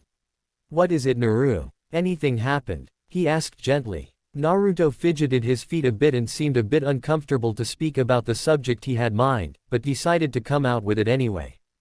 "To-chan, I want to talk to you about something and ask you a favor." Minato became slightly worried looking at his face and immediately got up from his seat and walked up to him. He crouched down in front of him and put a hand to his cheek. "It's okay, Naru. You can tell me anything. Did anything happen? I have been having these dreams for over a year. At first I thought nothing of it. Then it continued to happen regularly and I thought it would stop after a while. But it didn't stop." Naruto replied as he looked at his feet. "Well, tell me what it is about." "It's, about the Kyuubi no Yoko, To-chan. I know the Sandaime Jiji had sealed fox in me because of my Uzumaki heritage. I have been seeing the fox and an old man with a shakuho frequently in the dreams I have been having," Naruto said slowly. Minato froze in his spot as he heard the Kyuubi's name. He didn't know whether to be amazed at his astuteness or be worried about him finding out about the Kyuubi no Yoko. He knew how the villagers treated Naruto. But he can't change the views of people who can't look past their grief and sorrow. He dreaded thinking if his son hated him for making him a Jinchuriki. Naruto realized what his father was thinking and squeezed his hand, gaining his attention. "I can never hate you, To-chan. You are the only one in this world I love the most. I understand why Sandaime Jiji and you decided to seal the fox in me. I don't hate the villagers either. I love Konoha and her people with everything. I can feel their emotions. They are grieving and are dejected about losing so many of their loved ones during the attack. They don't hate me, they hate the fox. But I know it's hard for them to look past that hatred." Minato just stared at his son as he spoke about the village. He still couldn't believe the little blonde he had held in his hand for the first time almost 8 years ago was speaking so wisely. A tear slipped down his eye as he realized the last words Sarutobi Hiruzen spoke to him before he perished. Flashback. Sarutobi Hiruzen was down on the ground, panting heavily. The Shiki Fujin dead demon consuming seal on his chest was clearly visible, which he had used to seal the yin chakra of the Kyuubi no Yoko within himself. His entire body was burning from the inside. He didn't count on the chakra being this strong and potent. He was aware he was counting his last breath and dying like a true Hokage of Konohagakure no Sato should, protecting the village from her enemies. He looked to his left and saw the young blonde boy, Naruto Namikaze, in whom he had sealed the yang half of the Kyuubi's chakra. Seeing Minato cradle the boy in his arms, a smile came to his face as he knew he made the right decision. A Jinchuriki's life is filled with hatred and hardships. Naruto had already lost his mother tonight and was condemned to a life of hate. He couldn't take away his father from him too. At least with Minato around, Naruto would have a chance at normal life. As normal as it could get for the Jinchuriki of the Kyuubi no Yoko. He saw Minato approach him with Naruto in his arms. He gazed at the little baby with admiration in his eyes. The village had a new hero. Someone who would protect them every day. Arigato, Sandaime-sama. You don't know how grateful I am. I will make sure my son grows up happy and loved. Minato said with a few tears in his eyes. Shinobi's life is not measured by how he lives, Minato-kun, but by how he dies, he replied with a smile in between breaths. He looked at the little blonde one last time and Minato bent down so that Sarutobi could get a better look at him. He lifted his hand with sheer will and caressed Naruto's cheek. He is the hero of Konohagakure no Sato, Minato-kun. A day will come when you will see the will of fire burn brightly his eyes. He was born during time of great chaos and darkness, but he will be the one to shine light upon the shinobi world. With those words, the Sandaime Hokage of Konohagakure no Sato, the third man to ever gain the title of Shinobi no Kami, closed his eyes forever. Flashback end. You were right, Sandaime-sama. The will of fire burns brightly in Naru. Minato thought. He felt Naruto put his little hands on his face and wipe away the tear. I'm sorry, Naru, that I did not tell you about this sooner. I was worried about how you would react and thought about telling you when you were older. Minato said in a low voice. I know, Tu-chan. It's all right. Naruto said as he smiled at his beloved father. Tu-chan, I want to speak to the Kyuubi. Naruto said and spoke the last rather hastily. You want to what? I want to talk to the Kyuubi, Naruto said again but more clearly. Minato's face became serious hearing Naruto's request. Naruto had never asked his father for anything in his short life. Seeing his father's serious look, he was worried he was going to be scolded for asking such a question. Honestly, he himself did not know why he wanted to speak to the Biju. He did not hate the Biju, neither did he like the Biju. That's mainly because whatever he read about the chakra entities was from the point of view of humans. He wanted to understand the Biju. Why they were how the humans made them out to be. Why could he only feel hatred and malice and a slight hint of loneliness when he tried feeling the massive chakra that was there and inside his body? Naruto, why do you want to talk to the Kyuubi? Minato asked in a serious voice. He was sure he could suppress the Kyuubi with his Mangekyo Sharingan if need be and that the cage was strong enough to hold the fox back. But still, he needed to know the reason behind his son's peculiar request. I want to understand the Biju, Tu-chan. Why is it that they exist? Everything we know about the Biju is from the humans' point of view, who hate the creatures. Naruto said with equal seriousness. Minato was slightly taken aback by that response. He did expect him to have thought about it so deeply. He thought about it for a minute and then nodded. Naruto sat in a lotus position in front of his Tu-chan. Minato activated his Sharingan, as his eyes changed from sapphire blue to red color with 3 tomos in it. He looked towards Naruto as the tomos in his Sharingan started spinning in clockwise direction. Naruto's mindscape. Both Naruto and Minato appeared in what seemed to be a sewer. There were pipes in every wall and the floor was filled with water with about 20 centimeters in height. They saw a long corridor in front of them and started walking in that direction. Come closer, called out a deep voice which they both knew belonged to the Kyuubi no Yoko. After walking for a couple of minutes, Naruto and Minato found themselves staring at a big iron door with vertical bars. In the middle of the door, there was a small piece of paper with the kanji for seal imprinted on it. Naruto looked inside the cage but it looked empty. He was about to inside but was stopped by Minato's hand on his shoulder. Wait, Naru. The fox will show itself. Minato said. Suddenly behind the bars of the empty cage, Naruto and Minato saw 2 glowing red eyes with black vertical slits. As the eyes approached the door, he noticed the form of the fox with 9 tails swinging wildly on his back. There it stood behind the doors, the most powerful being in the world, the most powerful of the 9 Biju, the Kyuubi the Yoko. Naruto, said the fox as he stared at Naruto in the eye.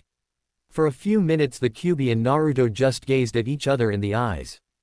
Before when Naruto tried to feel the mass in his gut, He only ever felt hatred or malice and at times, loneliness.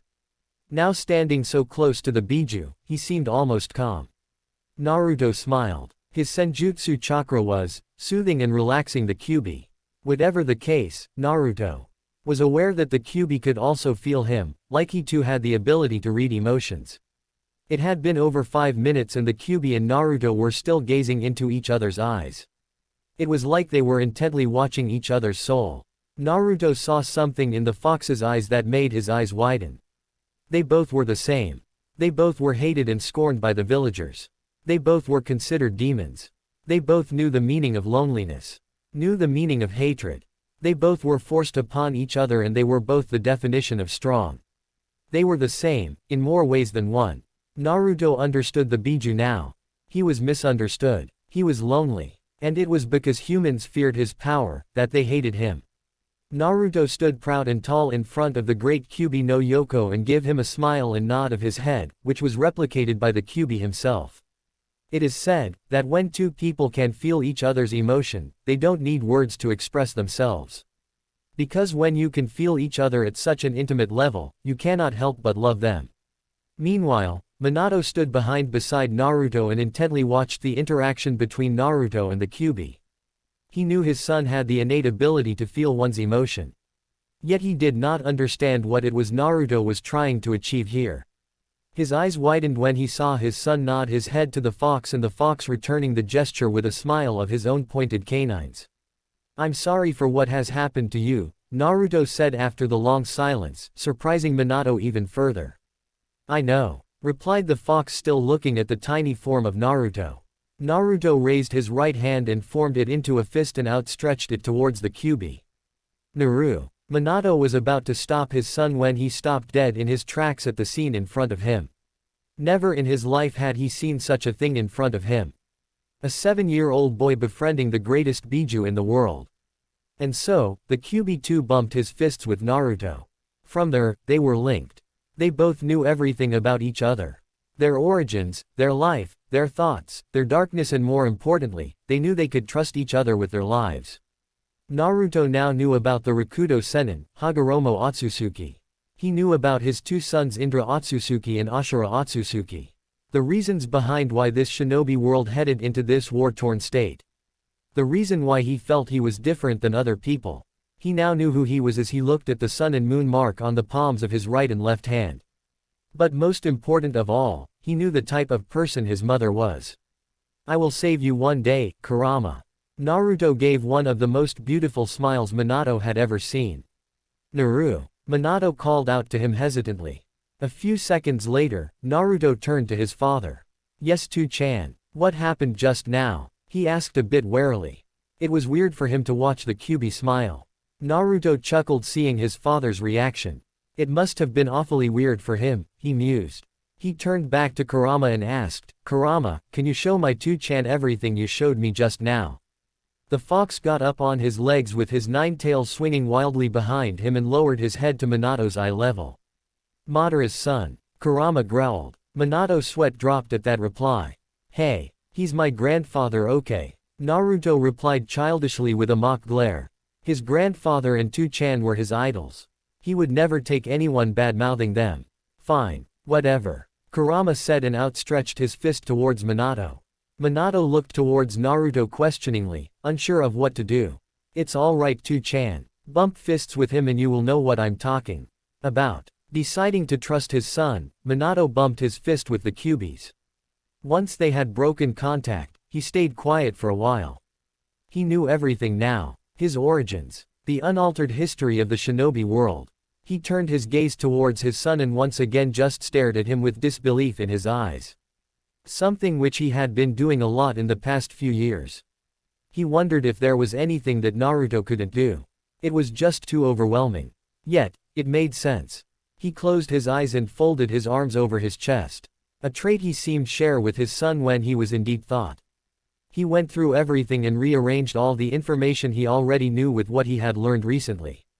A few minutes later, Minato opened his eyes and walked towards Naruto. He instantly picked him up in his right arm and patted his head with his left. All of this caused the young blonde to become extremely flushed. "Tou-chan." Naruto shouted, extremely embarrassed that Kurama was watching all of this. Shish, let me talk, okay? Minato asked softly, earning a small nod from Naruto. I have never believed in destiny, Naruto. I always believe that one forges their own path through hard work and determination. But what I learned right now was extremely overwhelming. But it does make sense for the shinobi world's current situation.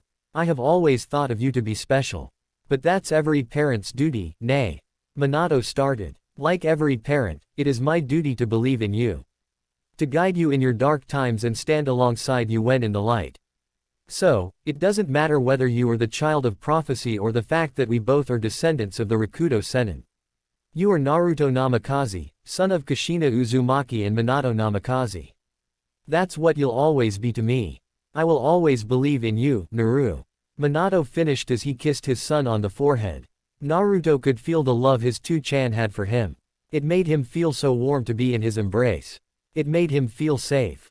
He knew who he was and what he had to do. He was Naruto Namikaze and he would always love his two-chan and strive to create a world where his loved ones could live peacefully. Naruto looked at his father in the eyes and nodded his head slowly, engulfing him in a tight hug. Enough with this mushy scene. It's giving me a headache. Kyubi said in his ever so deep voice. Minato and Naruto chuckled seeing Kurama resting his head on his paws. Today a bond was formed between the three. One which would shape the world in the unforeseen future.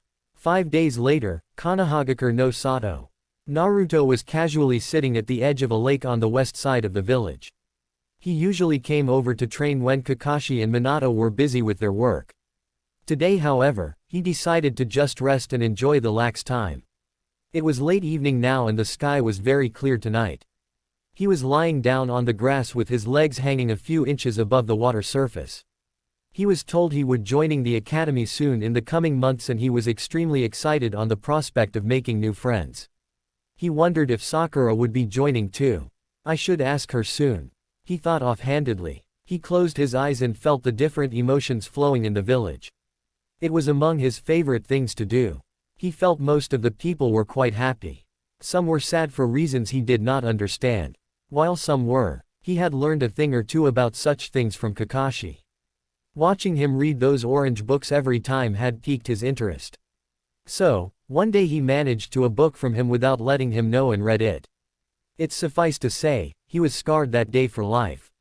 A while later, Naruto got up from his position and decided to walk to Ichiraku Ramen to satisfy his ramen urges. As he was walking towards the place through the market street of the village, his eyes landed on a girl about the same age as him. She was staring inside one of the shops and by the look on her face, he assumed she must really like what she was staring at. She had neck-length dark blue color hair and white eyes. A hyuga, Naruto thought. She wore a lavender color kimono with a white floral design and brown colored sandals. As she turned towards him, he noticed how beautiful her face was. Her eyes were so hypnotizing and mesmerizing. The two stared at each other for a few seconds until he heard someone call out to her. Hinata-sama. It's getting late. We must return to the house soon. Your mother is waiting for you, said one of the branch Hyuga members, who was Hinata's escort outside the Hyuga compound. Naruto saw her leave and he kept his eyes on her retreating figure. He saw her turn her head slightly to look at him and for reasons unknown to him, he gave her a big smile and waved to her gently. Hinata, that's a pretty name, he thought as he slid his hands inside his pocket and walked to the Ichiraku Ramen store. Near the borders of Hi-no-Kuni and Land of Grass. It was late at night, and 3 shinobi could be seen entering the borders of Hi-no-Kuni from the Land of Grass. Each of them had a black cloak on them and a black face mask covered their faces. However, the most prominent feature about them was their forehead protector which had the kanji for earth on it. They were hopping from one tree to another and were traveling at a fast pace. They had recently been given an assassination mission by their Tsuchikage and were also provided help from within Konoha. Hence, they were traveling at a fast pace to meet with their informant. However, not everyone in the team was made aware of the identity of their target. Due to the sensitivity of the mission, only the team captain was briefed about the mission and their target in detail. Seeing as they were inside the borders of Hi-no-Kuni now, one of the team members voiced his thoughts to the team captain, who was leading ahead. Taicho, who's our target? He asked with seriousness present in his voice. Without taking his eyes off the dark path ahead, the team captain replied with a sick smile. Naruto Namikaze. Naruto slowly opened his eyes as the first rays of the sunlight bathed the entire room with its sunny rays. The blonde sat up from his sleeping spot and glanced at the clock on the wall in front, which showed 7 in the morning, and stretched his arms to get rid of the stiffness from them. He removed the blanket on top of him and stepped out of his comfortable bed and walked into the washroom to have a bath. An hour later, Naruto could be seen walking downstairs wearing a gray t-shirt with the Uchiha clan symbol on his back and black Anbu pants. He had black sandals on and was wearing black gloves. As he walked down towards the kitchen, he saw his 2-chan and Jiraiya already sitting on the table having breakfast. It had been a while since he had seen his Oji-chan.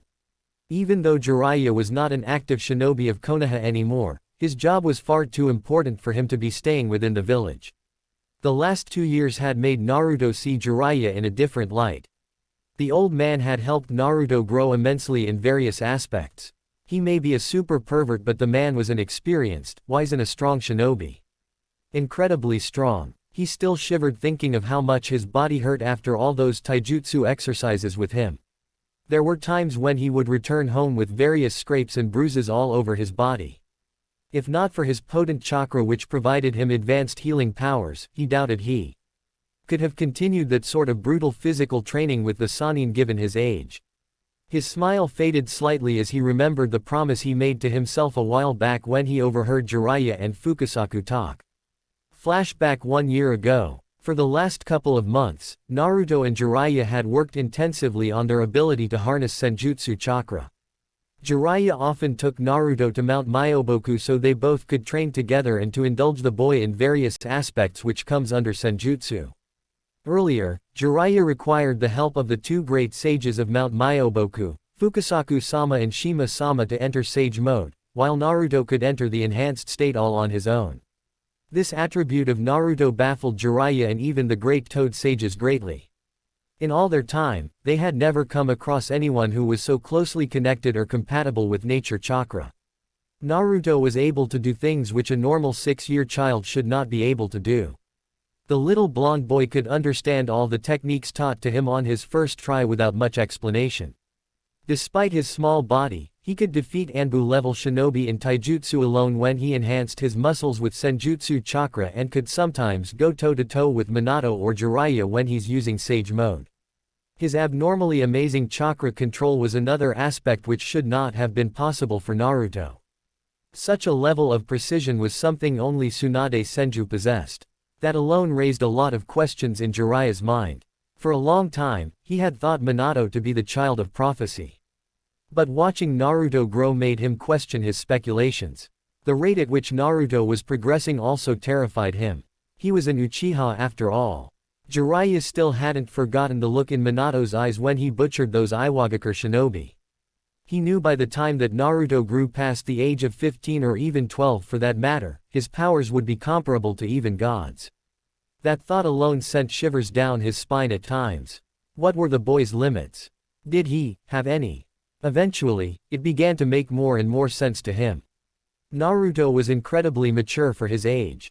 Even though he acted his own age in front of Minato, he showed wisdom far beyond his age. He saw things from an adult's point of view and understand their concerns. While training in Senjutsu, Naruto had discovered that he could enter the enhanced state instantly. Senjutsu is a specialized field of technique that allows the user to sense and gather natural energy that is flowing in the world. However, for Naruto, it's a completely different experience. He could feel the energy flowing within the world as if it was a natural practice to him. While most users must gather the natural energy and balance it with their yin and yang chakra, in Naruto's case, the Senjutsu chakra would come rushing inside his body like a tidal wave and balance itself on its own. Another thing which Naruto discovered was that he had the ability to transfer chakra, even Senjutsu chakra. In any case, Jiraiya required to enter the sage mode and time was of the essence. Naruto could channel natural energy from himself onto him. So, all Jiraiya had to do was balance the natural energy with his spiritual yin and physical yang chakra. In the amount of time Jiraiya had trained with Naruto, he had learned a few things from him.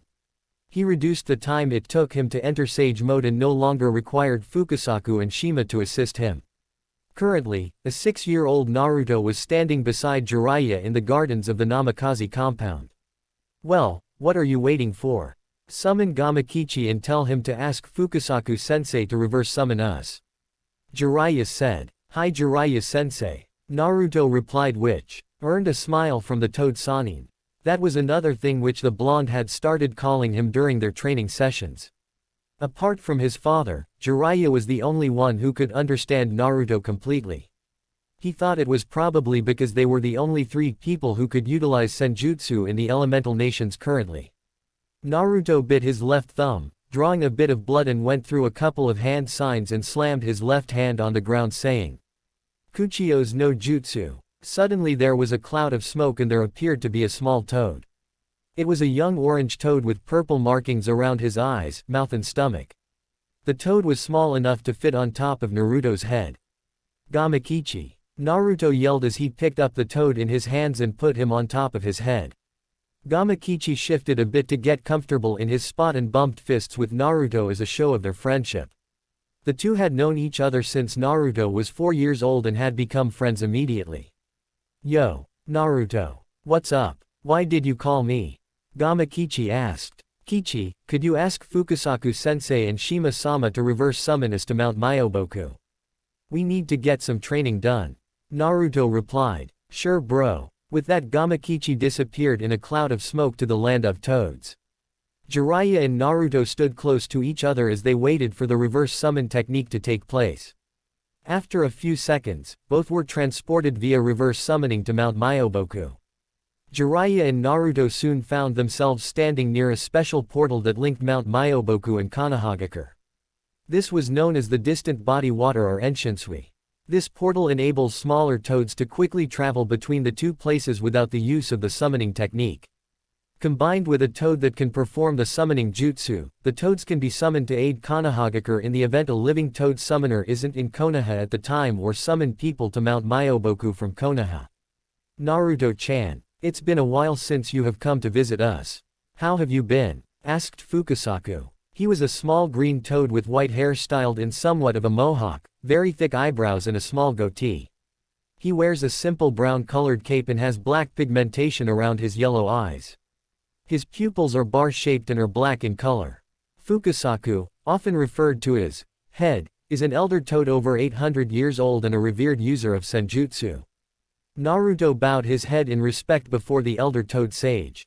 I'm good Fukusaku-sensei. Jiraiya-sensei says I'm almost done with finishing the frog katas and has one final test for me. Naruto exclaimed as he felt Jiraiya ruffle his hair gently. Fukusaku glanced at Jiraiya from the corner of his eyes and saw him nod his head ever so slightly. So, it's time. It's hard to believe how fast you're growing, Naruto-chan. The elder toad thought as he released a sigh. Jiraiya ushered Naruto to go ahead and look for Gamakichi while he had to talk with Fukusaku. Naruto could feel something was troubling Jiraiya and wanted to ask him about it. But one look at Jiraiya's face and he knew he wouldn't be told anything. Naruto innocently nodded and ran ahead, while discreetly making a single hand seal. Jiraiya smiled softly, looking at the blonde's retreating form. The boy looked so innocent right now. As soon as Naruto was out of sight, his facial features took a grim expression, thinking of all the difficulties Naruto would have to face. Nothing has changed Fukusaku-sensei, Jiraiya said tiredly. What do you mean, Jiraiya boy? Asked Fukusaku curiously. Shodai-sama created the system of villages, forming an era of temporary peace and ended the era of great clan wars. But did it change anything? Wherever you go, there is always war. The last 3 shinobi wars are a prime exemplar of that. I hear a civil war might start soon in Konohagakure due to the madness of their Mizukage, who is a Jinchuriki. The relations between Iwagakure, Sunagakure and our village hasn't been steady. I fear they may be planning something as per my spy network. There's this group of mercenaries which is made of entirely missing ninjas. They are new and are being funded by Iwagakure and some smaller villages, I have heard. And the thing is, they are all S-rank shinobi. I don't know their objective yet, but it won't be anything good. I dread if this situation continues, another shinobi war is not too far away. Jiraiya said grimly. There's so much of hate in this world.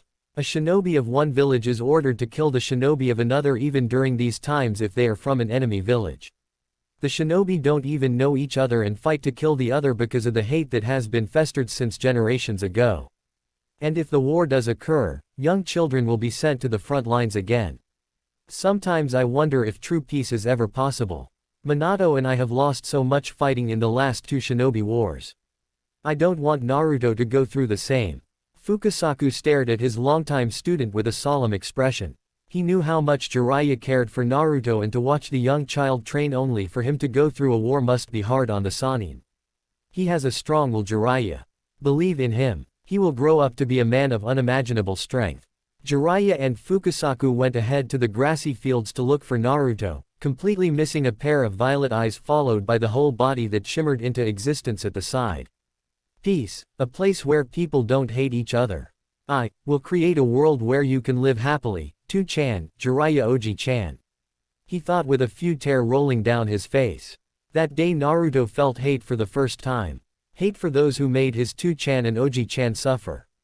The sun mark and half-crescent moon mark on Naruto's hand glowed for a second before it went back to normal. Flashback end. His face then opted a happy smile as he walked towards the table where his father and godfather were sitting. Good morning 2-chan, Oji-chan. Naruto greeted as he sat down on the table to Minato's left. Naru, you woke up early today. Did you sleep okay? Minato asked. Hi, 2-chan. Well, I was going to go meet Sakura today. You know, I wanted to ask her if she was joining the academy. Naruto said. He heard his godfather giggling slightly and looked at him narrowed eyes. His godfather had the tendency to get ideas for his orange books from uncanny situations. Hey, no need to look at me like that. I'm not going to do anything. Jiraiya said frantically as he saw both Minato and Naruto looking at him suspiciously. Yeah right. First chance you get to see me hanging out with her, you will start scribbling ideas in your notepad for your. Naruto said nonchalantly as he filled his cup with some milk. Minato had to stifle a laughter upon hearing that. Jiraiya scoffed on hearing his work being called a. I will let you know that my book's sales are great and a lot of people tend to enjoy the literature in it. Yeah, only the lonely and single people read those books of yours. Naruto said. There were still times when Naruto had nightmares, remembering the descriptive words in the book he read. Minato laughed seeing a pout on Jiraiya's face. Soon enough everyone started to laugh seeing Jiraiya's predicament. Naruto smiled inwardly, feeling the jovial and carefree emotion radiating from his 2-chan and Oji-chan. I wish everything always stays like this. Naruto thought. It was around an hour later that everyone got up from the table after the satisfying breakfast and went off to do their work. Jiraiya had to leave the village again for a while to gather further information regarding the situation in Iwagakure and the civil war that recently started in Kurigakure that had divided the village into 2 fractions, rebels and the resistance. The war was allegedly started by the Yondaime Mizukage of Kurigakure, the Jinchuriki of the 3 Tails, Sanbi. The man was leading a war to purge the bloodline users from Mizu. It was said that he thought them to be too dangerous and their blood had been tainted due to their Kekkei Genkei. Thus, he decided to kill his own people. Thousands of innocent people had already been slaughtered and this was only the beginning of the genocide. Minato had gone to the Hokage's office to finish off the remaining paperwork he had in some of the council meetings he had to attend regarding their upcoming treaty talks with Sunagakure. Seeing as he did not have much to do today, Naruto decided to complete his morning routine of physical exercises and head off to meet Sakura sometime after and then train on the west side of the village as usual. Late afternoon, Shumatsu no Tani. Shumatsu no Tani, Valley of the End. The Valley of the End serves as a monumental place for the shinobi of Konohagakure no Sato. This was the land where their Shodai Hokage, Hashirama Senju, fought the fallen Uchiha clan leader, Madara Uchiha, stopping him from destroying the Hidden Leaf. That is what majority of the population were led to believe of Madara's intentions. The destructive power displayed in the epic battle left a scar in the earth that is today known as the Valley of End. The waterfall serves as the border between Land of Fire and Land of Sound. The valley was later memorialized with 2 giant statues of the main combatants, Hashirama Senju on the Land of Fire's side of the waterfall and Madara Uchiha on the opposite to symbolize his defection from the village. The statues are posed to make the traditional shinobi sparring seal of confrontation, which is protocol before a duel. A young boy around the age of 7 standing at a height of 4 feet and 1 inches could be seen standing on top of Hashirama Senju's head. He had been waiting around the area for the past few hours to meet with the team that would be executing tonight's mission. From first glance, one might think the boy was an Anbu because of the mask he was wearing over his face and his style of clothing. However, the strange thing about the mask was that it was completely blank and white in color, with a kanji of "nei" at the top right corner of the mask. This signified that he was a root Anbu agent. Half an hour later, a group of 3 shinobi could be seen emerging from the forests behind the statue of Madara Uchiha. They quickly crossed the lake and were now standing in front of their informant assistant. The leader looked at the boy standing in front of him and was surprised a boy so young was an Anbu agent. "Who are you, boy?" "We are the roots that protect the village from the shadows," replied the boy, gaining a nod from the team's leader. The Anbu handed the leader a folder, who looked at the Anbu with narrowed eyes. "There is no need to look at me with suspicion. The folder contains the information regarding the boy. You know your job well. Get him back to Iwagakure dead or alive. If you keep your deal, our master will be willing to cooperate with Tsuchikage-sama," said the root agent in a monotone voice. "Tch. Don't tell me how to do my job, kid. That son will be dead tonight," said the leader irritatingly. "Do not fail the mission." Or the ANBU's last words before he disappeared in a shunshin. "Let's rest here for a few minutes. Tonight, Iwagakure shall their revenge against the Kiroi Senko," the leader ordered. Late evening, Konohagakure no Sato. The whole day went by either training or studying scrolls inside the Namikaze compound for Naruto. His father was still busy within the Hokage office and Itachi, Kakashi and Shisui were all away on missions. The only other person who Naruto considered his close friend in the village was Sakura. So, here he was now outside, looking for her. Naruto was silently walking towards the playground with his hands in pockets of his new kimono. It was a windy night and Naruto was wearing a maroon color kimono over his gray t-shirt and black colored pants. It was high-collared, held close by a black color stash. The collar of the kimono was adorned by 9 magatamas, which was surprisingly Kurama's idea. "Loner," commented Kyubi, seeing Naruto's current predicament. "Hey, no one asked you okay, and I'm not a loner. I'm a very astute child, who likes indulging in decent conversations. So, it's hard to find someone like me," Naruto replied to his friend, folding his arms over chest and puffing his cheeks in embarrassment. "That was pathetic. Even for you," snickered the Kyubi, hearing Naruto's response. Deciding not to indulge his friend in further humiliating him, he kept quiet and walked towards the park. A few minutes of walk later, he arrived at the park and found it to be empty, much to his dismay. In 2 years of knowing her, he still did not know where she lived. Thinking of that itself made him feel somewhat stupid. He was about to leave when he saw 2 people sitting on the sandbox on the far left and talking to each other. He went a bit closer and smiled on seeing it was Sakura with another girl sitting opposite to her. He was startled that it was the same girl he saw the previous evening. "Sakura-chan," Naruto said loudly, gaining the 2 girls' attention. Sakura turned towards the voice and was surprised to see that it was Naruto.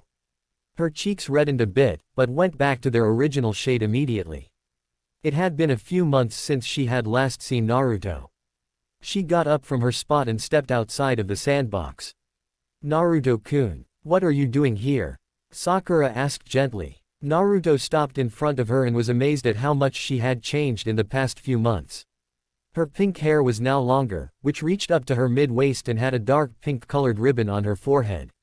She wore a red-colored t-shirt along with a black skirt having polka dots design carved on them. Naruto rubbed the back of his head sheepishly. A trait which he seemed to do a lot in front of her. "Ah well, you know. My 2-chan is busy today and I don't have anyone to spend time with or talk to. I thought I might come visit you. It's been a while since we met, you know," Naruto said. Sakura was about to reply when she realized she wasn't alone here. She turned back and motioned for her friend to come over. Again, Naruto couldn't help but be mesmerized by her eyes. To him, it looked even prettier under the moonlight. "Naruto-kun, this is my best friend Hinata Hyuga. We met few months back in this same park. She usually comes here with her mother. she said. After few seconds had passed, Naruto snapped out of his trance and put his hand forward as a sign of friendship and said, "I'm Naruto Namikaze. Pleased to meet you." The Hyuga clan is among the oldest clans in Konohagakure no Sato. Even though it was the Senju clan who had offered them to become part of the village, they went along moderately well with the Uchiha. The Hyuga and Uchiha are the only clans in Konoha who have Dujutsu-based Kekkei Genkei. While the Sharingan allowed the user to see chakra, giving it color in order to distinguish it by its composition and source, the Byakugan allows the user to see the chakra pathways, the Tenketsu points, as well as providing a near 360 field of vision.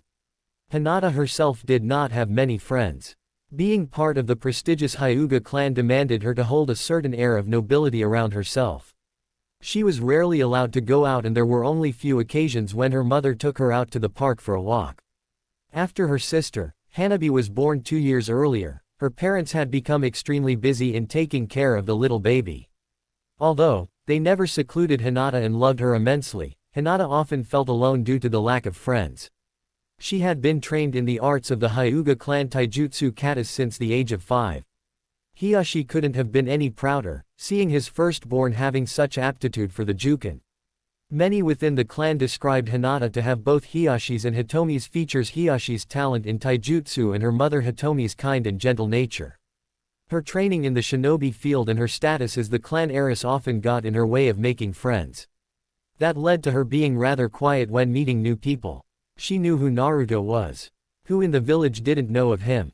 Naruto Namikaze, son of Yondaime Hokage, the greatest Hokage Konoha has ever seen, and the grandson of Madara Uchiha, the greatest traitor in the history of Konoha. Her father had told her about the Namikaze clan when she was made to study politics. Because of the Yondaime's actions in the Third Shinobi War and his great help during the Kyubi attack almost 8 years ago, the Namikaze clan had also gained a royalty status within the village. Thus, she was surprised by his offer of friendship. She remembered seeing him last night in the marketplace and wanted to talk to him, but never got around to it.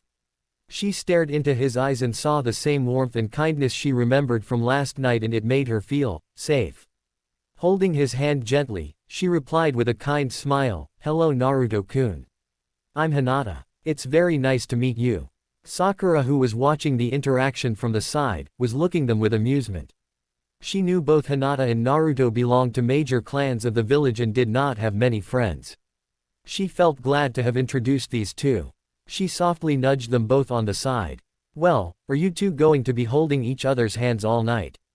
Let's go sit somewhere," Sakura said, and giggled when both took their hands back and blushed a little. On second thought, it might be more fun teasing them. "Hi, Sakura-chan," Naruto said with a smile, which made the pink-haired girl to smile faintly. Sakura didn't know why she smiled so much around him. She guessed it was probably because he was her first friend in this village. The three went to the sandbox, where Hinata and Sakura were previously sitting, and sat there comfortably. Naruto felt slightly uncomfortable doing things which kids his age normally do, which was not missed by Hinata. Looking at the two, Sakura felt slightly down, thinking that while most of the students in the class would belong to major clans of Konoha, she was a civilian-based aspiring kunoichi. It was a fact that most of the children belonging to clans were given specialized training of some sort before they are made to enter the academy. Although Sakura's parents were ninja, they were only active chunin during the Third Shinobi World War and had retired after that. She knew while she was smart, she did not have any experience in hand-to-hand combat. "Are you joining the academy, Sakura-chan?" Naruto asked. I will be joining this September. My parents told me that several other clan heirs and heiress will be joining," replied Sakura. However, both Naruto and Hinata could see that she looked somewhat troubled. "Sakura-chan, you seem a bit upset. Has anything happened?" Hinata asked as she rested her hand on shoulder. Naruto smiled at seeing the look of genuine concern on Hinata's face. No, it's nothing," Sakura said as a few tears rolled down her cheeks. Hinata immediately engulfed her in a hug and ran her hand on her back soothingly. Jiraiya had once told Naruto that he was probably the foremost censor in the shinobi world now. Combined with his senjutsu abilities, Naruto could exactly feel one's emotions in their heart.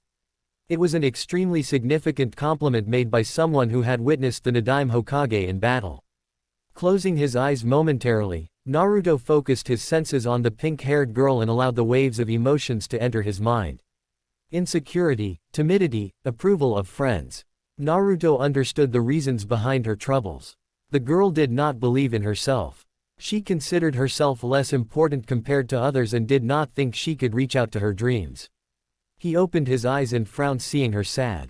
He never liked seeing anyone close to him upset. He too rested his hand on her other shoulder and gave it a gentle squeeze. You will be a great kunoichi one day, Sakura-chan. I believe in you, Naruto said with a kind smile. Sakura's eyes widened on hearing Naruto's words. No one, apart from her parents and Hinata, had ever told that they believed in her.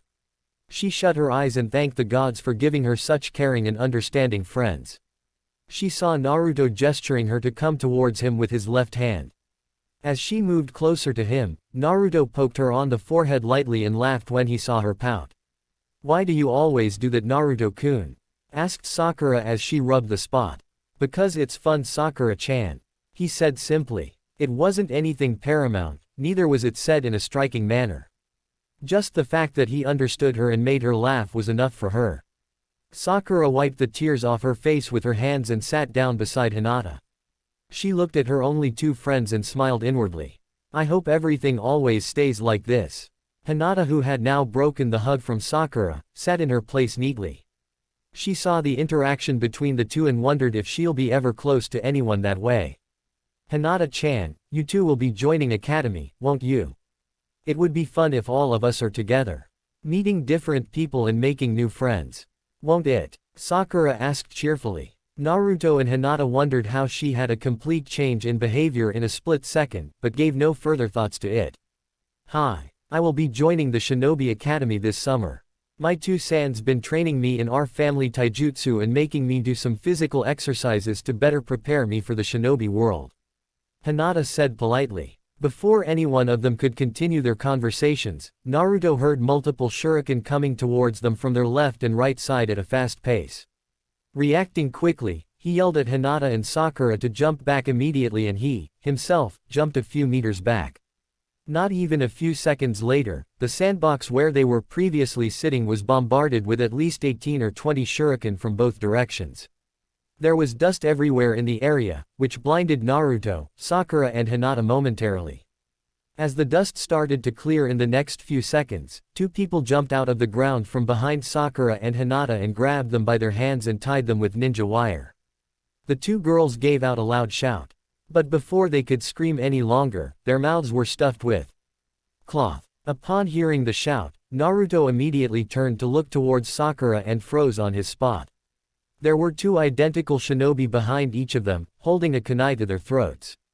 He looked to his left and right and saw two more shinobi standing there, with their hands resting on their kunai pouch. He sensed another shinobi behind himself and cursed himself for not being able to sense any of them earlier. A small black mouse under a nearby tree turned to ink and splattered over the ground, sending the necessary information to the caster of the jutsu. Don't even think about moving from your position, Namikaze. Naruto heard the voice coming from behind. He slowly and carefully turned behind to look at the person speaking. The shinobi was wearing a black cloak. It was quite dark and it made it hard for Naruto to see his face clearly. However, the shinobi looked rather tall and had an Iwagakure headband. Judging from their chakra, they are probably Junin level and those holding Sakura and Hinata are mostly Doden Bunshins seeing as they emerged from the ground and their low chakra reserves. Naruto thought as his mind thought of a way to get out of this situation. Why would Iwagakure shinobi come? To-chan. Naruto realized. Schooling his features vaguely, he asked the shinobi, what do you want with me? Oh, you know. A lot of people were killed by your dear father during the Third Shinobi War. It would only be fair if his only child was killed by an Iwagakure shinobi. Both Minato Namikaze and Madara Uchiha had killed a lot of our shinobi in the past. There are a lot of people in our village who would readily give anything to see you dead. Killing you would be justice, said the man with a twisted smile on his face, as he took out two kunai out from his pouch. He then sunshined in front of his Doden Bunshins who were holding Hinata and Sakura in place. Naruto's heart faltered when he gazed into Hinata's and Sakura's eyes. Fear, apprehension, dread. So many emotions pouring out of them in abundance. He himself was a little alarmed. But he knew, one wrong move on his side and the two girls would be dead. I can't let them die. Naruto trembled a little at that thought. He couldn't let that happen. Sakura was the only other kid his age he was close friends with. He couldn't lose her. And Hinata, he may not have known Hinata for very long, but Naruto knew the girl had a gentle and kind soul. He didn't know why, but she felt different from the other people he has ever met. Even though they only talked for a little while, he considered her a friend. She did not deserve to die. Not because of him, not because of some foolish man's crusade to get revenge. But if revenge is as you call justice, then that justice breeds yet more revenge, and in the long run it becomes a chain of hatred. Even if you somehow kill me tonight, all it's going to start is another war between our villages. Naruto argued. Naruto looked back at Hinata and Sakura, and saw them panic as the Iwa shinobi stepped right in front of them. Do not hurt them, Naruto asked. Is this your first time seeing someone close to you on the verge of death, child? Asked the same shinobi again, as he turned to face the blonde boy. Naruto just averted his eyes and stared at the ground as he clenched his fists. Why? Why are you doing this? What will you gain by killing them? He asked again. His violet eyes stared into the shinobi's eyes to search for any meaning behind his actions. But all he found was emptiness, anger and hatred. He could hear the muffled screams from Hinata and Sakura. Yet, he couldn't do anything to help them. Sakura and Hinata kept struggling to free themselves from the holds of the ninja wire. But every time they tried, the wire around their hands would get tightened. The leader of the team looked at the young Namikaze's eyes and saw a hint of desperation. It reminded him of the time when he saw his parents' and friends' lifeless bodies for the first time. The desperation that makes one cling to the hope that the reality will change any minute. It never did for him, and he would make sure that the Namikaze suffered the same fate. I see. My name is Iden. My father was a mere chunin in our village. I will honestly say, he was an average shinobi. But he always took care of me. Gave me everything I needed. My mother was an academy teacher. She was a great woman. But do you know what happened to them? Do you know how they died?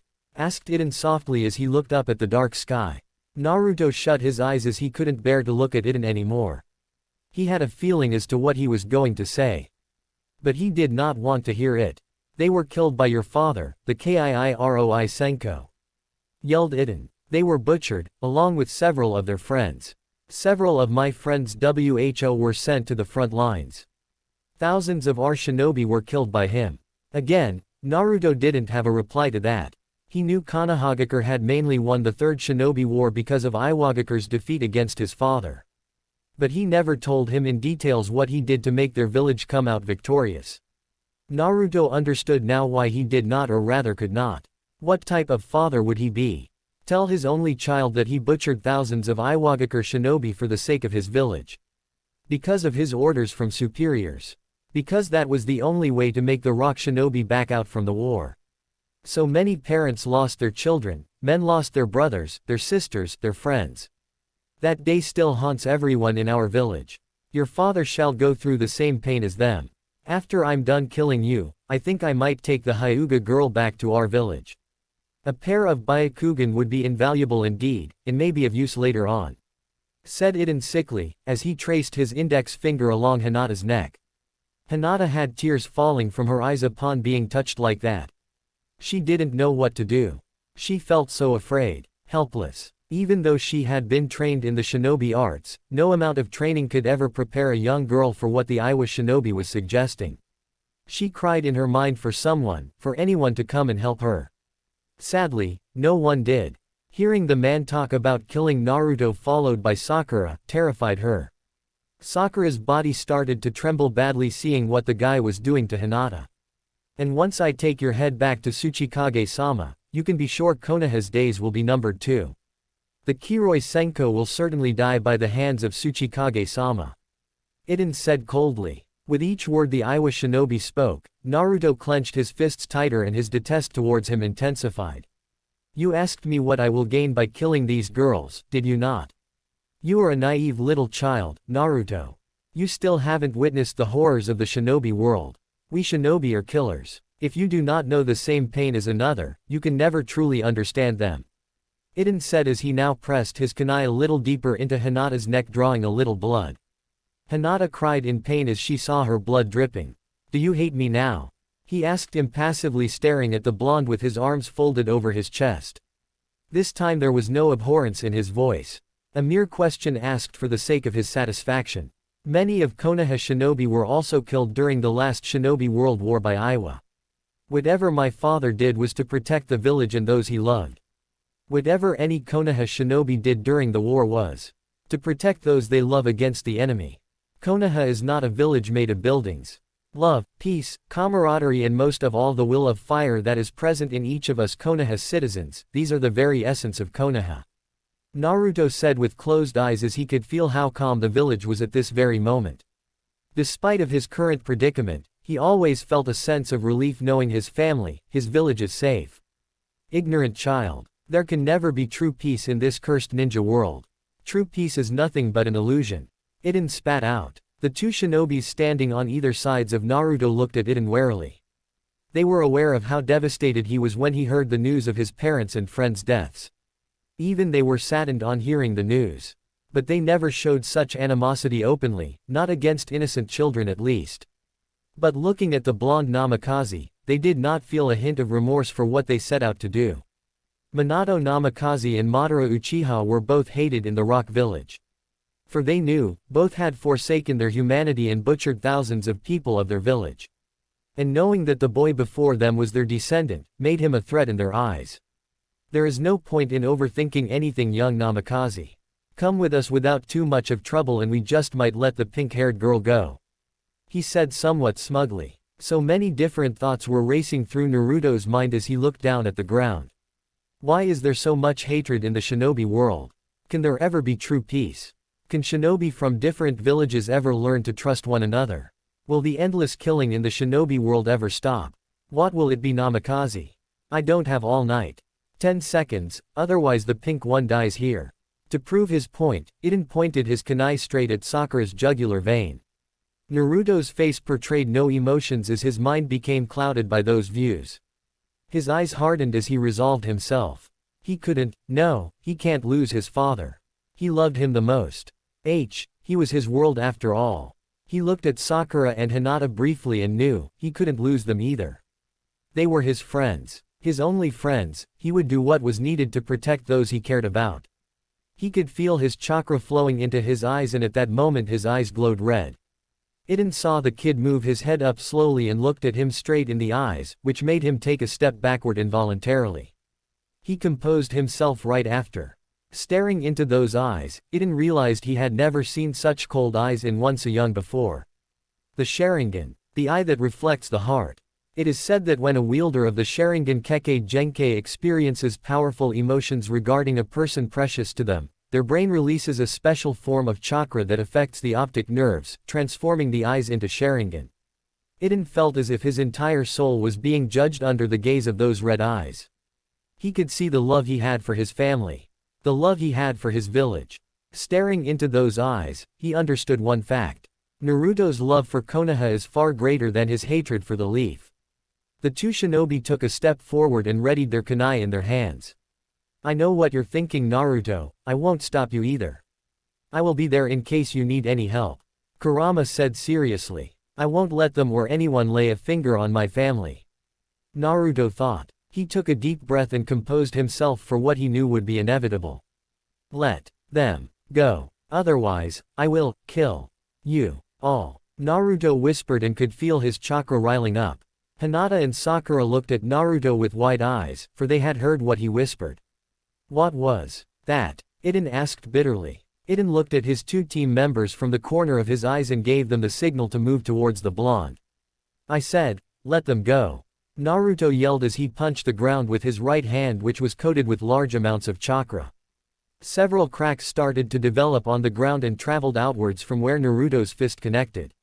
However, before the three shinobi could reach Naruto, the entire training ground shook violently, forming a large crater.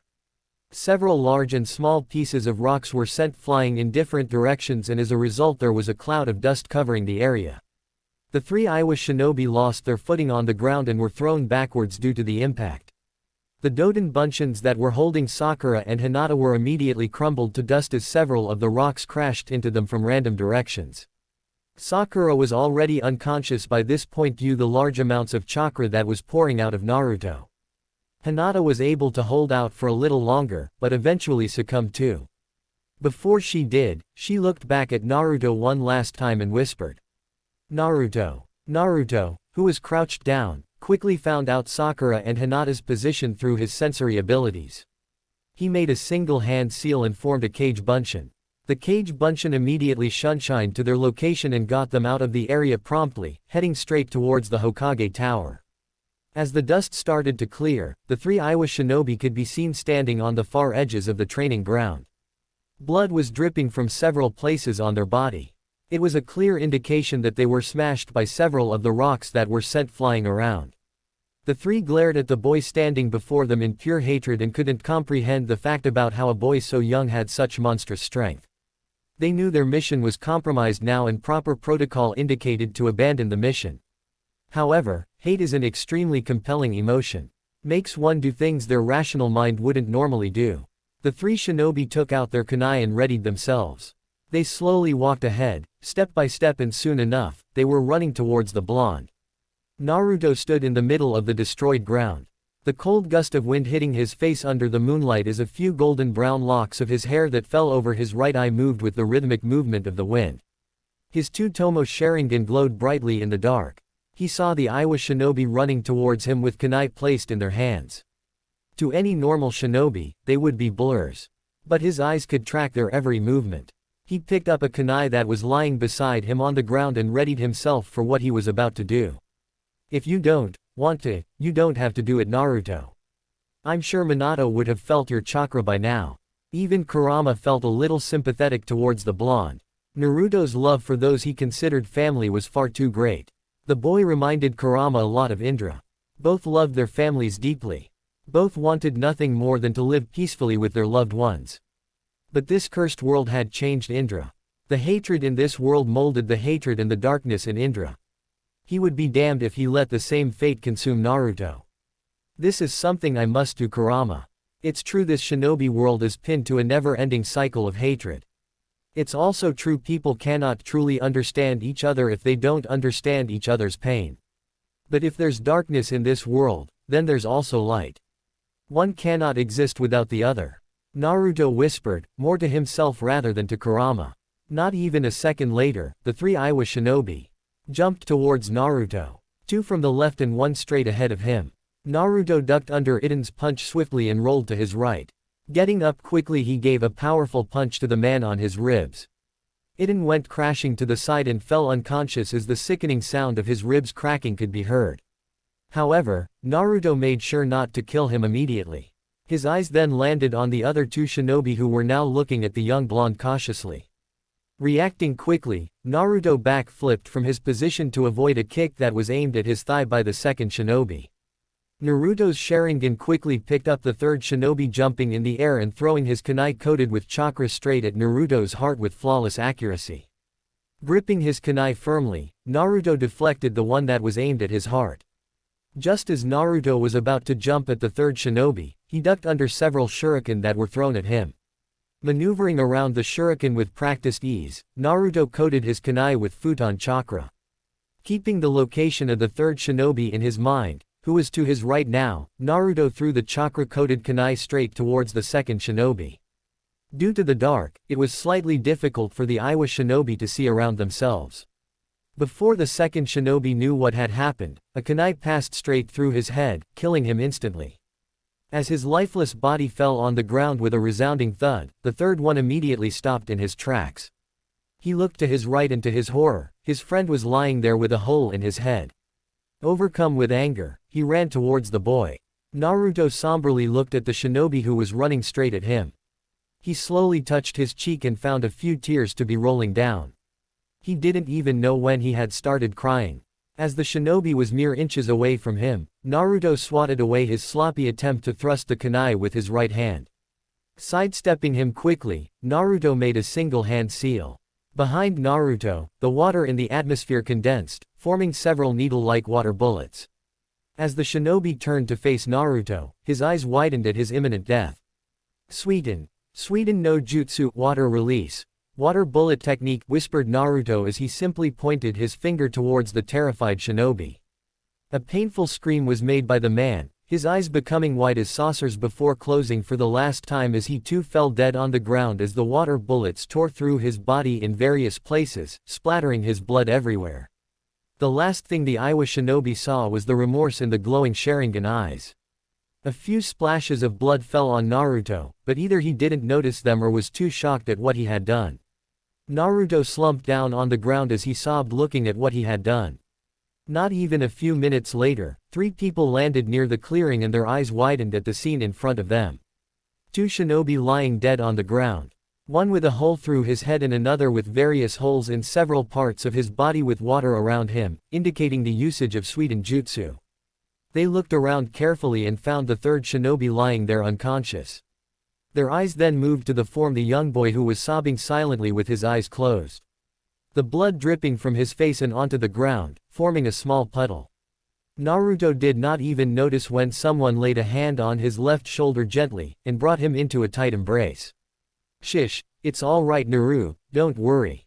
I'm here now. 4 months later. Almost 4 months had passed since the intended attack on Naruto and many people's lives had changed undesirably. The populace of Konoha had become aware of the attack and the news had spread swiftly amongst everyone.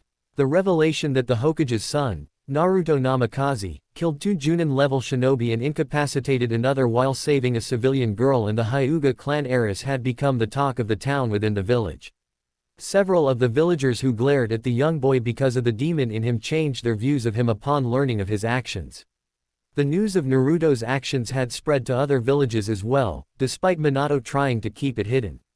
The relations between Konoha and Iwagakure had further deteriorated after the event. Konoha had closed off all their trade routes within Imegakure and Kusagakure, the only 2 viable paths for the rock shinobi to get to Hai no Kuni, Fire Nation.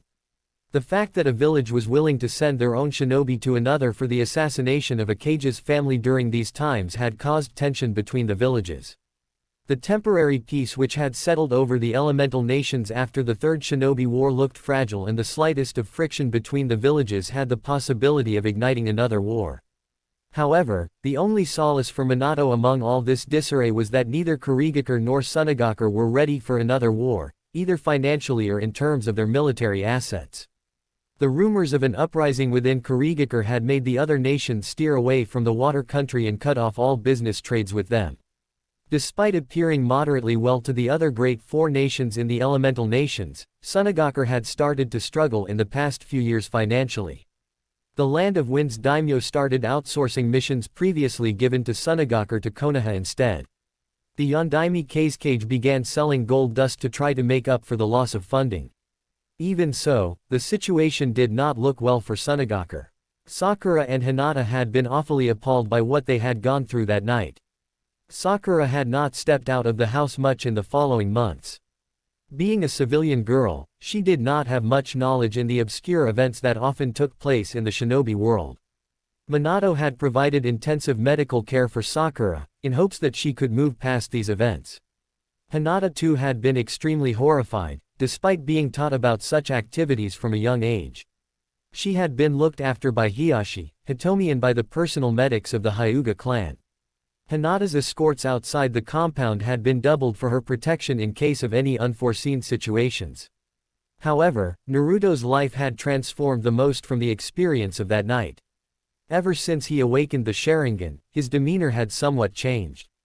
He was now more reserved and only showed his normal self to the people he trusted. He still smiled around people and engaged in conversations with others if he was approached. But the change was visible to those who knew Naruto on a more personal level. It was different for him to hear tales about the horrors of the shinobi world compared to going through it himself. Taking a life. But he understood why he had to do it. He had no qualms about what he did. He felt rather content that he could protect his 2 precious friends. However, he started to develop doubts in his mind about the current shinobi world. He knew from the anecdotes told by his father that the current period was a time of temporary peace. Albeit, one that Naruto believed would last. He wanted it to last. He just wanted to stay happy in his home with his father and talk with his friends. Why couldn't people stay happy with what they have? Naruto questioned himself of the enigma on several occasions. All he received was a profound emptiness of thoughts in his mind. And dropped the question every time. It's time to go home now, Naruto. You have been sitting here for far too long, said Kurama. The fox understood the doubts Naruto had in his mind. He, himself, held immense hatred towards humans for how they treated the Biju and the misguided use of Rakudo's religion. However, he also dreaded what would happen if Naruto ever lost himself in the darkness. The boy held power in himself, far greater than anything comprehensible by human minds. I know, just a few more minutes, Naruto told his partner as he stared at the moon from the edge of the river. He had always felt a strange connection to the moon, like it was beckoning him to observe it more carefully. Lately, he had been visiting the Naka River quite often. Every evening, Naruto would come here after his training and relax in the warm embrace of his ancestors' land. The Naka River, also known as the River of Southern Joy, is where the Uchiha clan once lived and prospered. A couple of months back, the Uchiha clan had been moved from their ancestral grounds to the far west side of the village, against the wishes of the Yondaime. Danzo had met with the fire daimyo without Minato's knowledge and argued to relocate the Uchiha. He had convinced the daimyo of this course of action with the help of one of daimyo's grandsons, Senzo. Ever since Danzo's unknown visit to the fire daimyo, Minato had highly restricted his movements within the village, reduced his personal bodyguards and stripped him of his rights as a shinobi. He knew he could not take further actions against Danzo right now, as it may lead to a revolt within the village. Danzo had highly objected to Minato's decisions and had said that he had no hand in it, but was threatened by Minato to be put in a high-security prison. Minato knew he had every reason to put the old war hawk in prison or just kill him, but he was still useful to Konoha. He may be a conniving old man who wished for Konoha to rule over everyone else, but he wished for Konoha's safety. So, Minato had decided to keep him in play for as long as he didn't pose any outward threat to Konoha. Even though the Uchiha were given the reason as property enhancement within several of the clan compounds for their relocation, the Uchiha clan were aware of the fact of why they were relocated. Even almost 8 years after the Grisly Night, they were still suspected behind the Kyuubi attack. The fact that the Uchiha can control the Biju with their Sharingan and were nowhere to be seen during the attack did not bode well with their case. You say that every time, Naruto. You should go home. You're starting the academy tomorrow. You should stop thinking about those shinobis, Naruto, replied the Kyuubi as he sighed. I know, Kurama. I'm trying, Naruto thought calmly. He got up from the ground and wiped his shirt of the grass that stuck to it. As he turned around to walk up the steep ground, his eyes landed on Sasuke, who was walking all alone. Judging from the minor burnt scratches on his face, Naruto presumed he must have been training to perform the jutsu for the coming of age rite, which every member of the clan must go through to be able to wear the Uchiha clan symbol on their back. Sasuke saw Naruto stare at him calmly and it vexed him somewhat. They both were of the same age, but the difference in their skill was far too vast.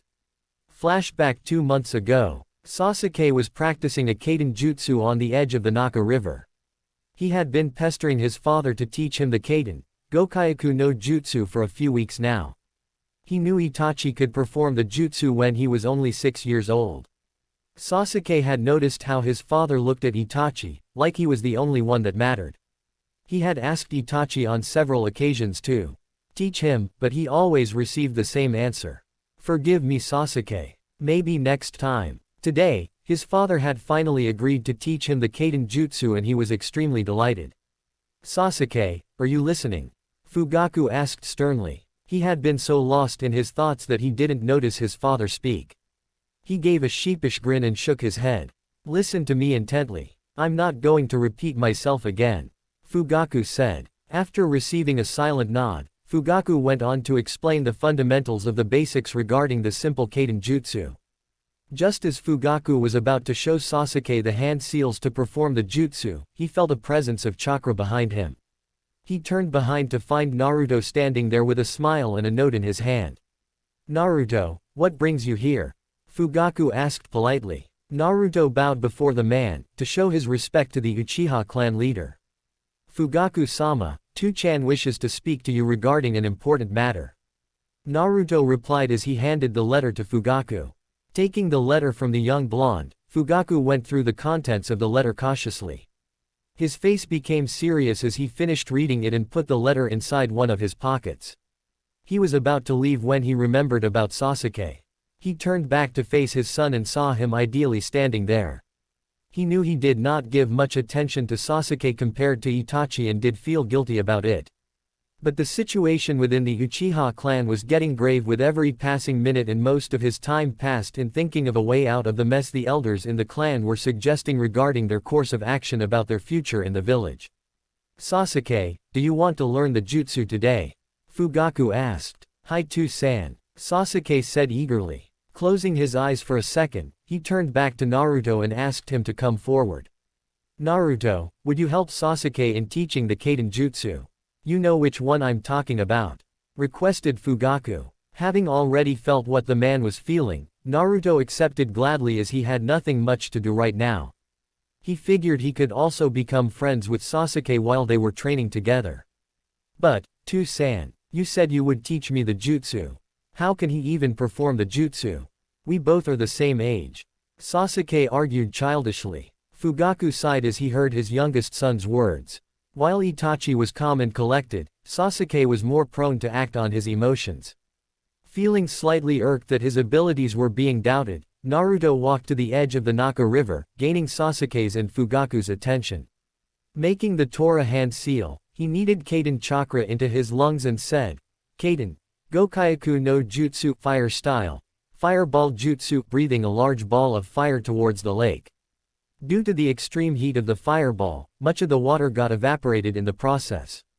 Sasuke's eyes widened on seeing Naruto execute the technique perfectly. He turned to his father and saw the same look on his face he had when he was with Itachi. It made him frown. Satisfied with his work, Naruto turned around to look at Sasuke. I can perform the jutsu perfectly, Sasuke. If you wish, I could help you in learning it. We could become friends also, you know. Naruto said kindly. Deciding to let the two kids settle their argument, Fugaku sunshined to the Namikaze compound to speak with Minato. Sasuke had his arms folded over his chest and a small frown on his face as he saw his father disappear in a swirl of leaves. He had seen several ninjas perform the technique and found it to be intriguing. So, what do you say, Sasuke? Naruto asked again as he extended his right hand forward. Glaring at the blonde, Sasuke puffed his cheeks and walked away, intent on returning to his home and looking for Itachi. Confused by Sasuke's demeanor, Naruto shrugged his shoulders, looked to his left in the corner of the trees once and sunshined to his house. In the corner of the trees stood Itachi as he stared at the spot where Naruto and Sasuke once stood. You didn't have to turn out like this, foolish little brother. Flashback end. The entire Uchiha clan knew how gifted Naruto was and Sasuke envied him for that. Naruto was the youngest within the Uchiha clan to have a fully matured Sharingan. Sasuke, too, wished to be proficient enough to be noticed.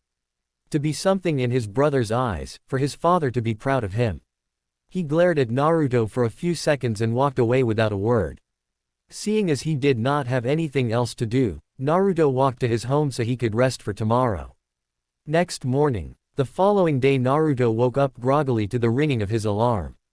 Last night after he got home, Naruto had a decent dinner with his father and went off to his room to immerse himself into his books till late night. Naruto had found a little interest in fuinjutsu, which led him to learning a bit on the rare shinobi art. He knew he couldn't hope to be as elegant as his father in the art, but he wished to be proficient enough in it. These were some of the recent interests which Naruto had delved into. He realized that being only strong was not good enough in the shinobi world. He was aware he was excessively strong. But if he wasn't smart enough to understand a situation he was in, where his power alone could not help him out, he would be as useless as a rookie, which ironically, he was, in terms of experience. Getting up from his bed, he walked to the washroom to fresh himself up. A half an hour later, Naruto exited, after having a bath. He was a little anxious about today. He did not have many friends of his own age group apart from Sakura and Hinata. He briefly wondered how the other children in his class would be. Deciding not to put too much thought into it right now, he dressed himself quickly and went downstairs to meet his father. He wore his usual gray t-shirt and black pants accompanied with his black gloves. He had decided to wear his maroon-colored kimono tied with a black sash around his waist today, which had the Uchiha clan symbol at the back. Getting downstairs, Naruto saw his father sitting on the dining table going through a few papers. He had a cup beside him, which Naruto guessed was coffee. A smile formed on his face seeing his father so busy with his work. Even though he was the Hokage, he always found time for him and never made him feel alone. "Tu-chan, hurry up. We have to go to the academy in a few minutes," Naruto said as he walked towards the table and sat beside his father. Minato smiled watching his son, dressed up for his first day at academy. He knew there wasn't anything much Naruto would learn which he doesn't already know. But that wasn't the main reason he wanted Naruto to join the academy. No matter how powerful one may be, life never feels complete if there's no one to share it with. Minato wanted him to get to know more people. To make friends. He wanted Naruto to feel that there are more people he could always rely on. "I know, Naru. We'll be going in a few minutes. Eat your breakfast and then we'll walk there," Minato said as he ruffled Naruto's hair playfully. Nodding his head happily, Naruto filled his bowl with some milk and cereal. Finishing it quickly, he had a banana and a glass of orange juice. He had learned to eat healthy for the past few years, although a few times a week he still went to his favorite ramen stand in Konoha, Ichiraku Ramen. He would never in his life give up ramen for anything. After the breakfast was done with, Naruto and Minato walked out of the Namikaze compound to go to the Konoha Academy. As Naruto and Minato headed to the academy, many people greeted their yondaime and waved at young Naruto. The young blonde was surprised by the sudden change in people's behavior. Ever since he could remember, these very people glared at him and spoke behind his back. And now, the very same villagers smiled at him as if nothing had ever happened. He knew it was mainly because he had saved Hinata, the heiress of the Hyuga clan.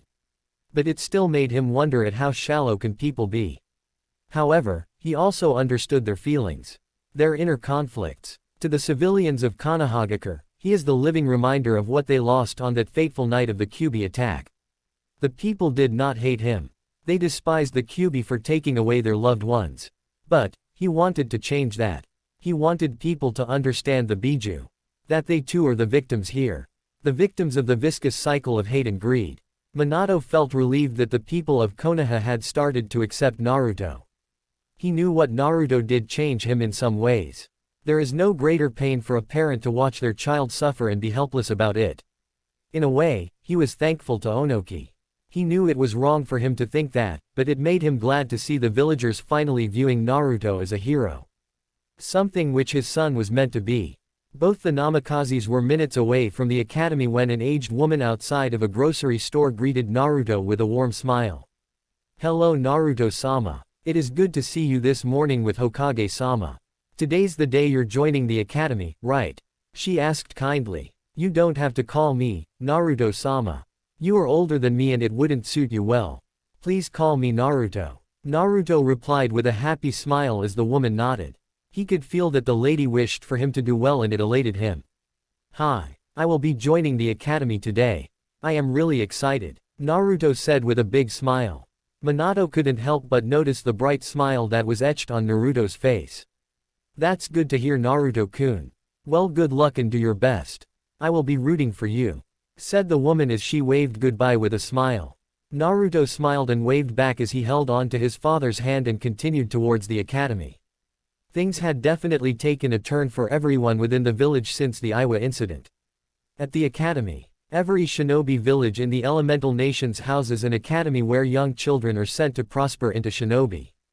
In the academy, the prospective students are taught the history of the shinobi world, the fundamentals of shinobi arts such taijutsu hand-to-hand combat, weapons handling kunai and shuriken throwing and rudimentary exercises to help control one's chakra.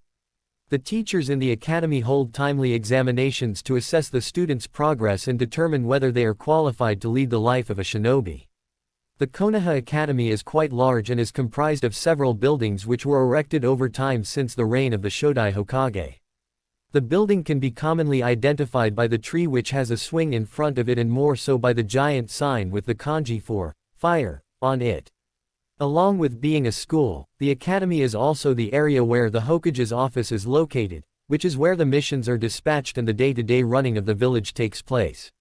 Soon enough, Naruto and Minato reached the academy and Naruto was becoming anxious each passing second, wondering if Sakura and Hinata too would be joining.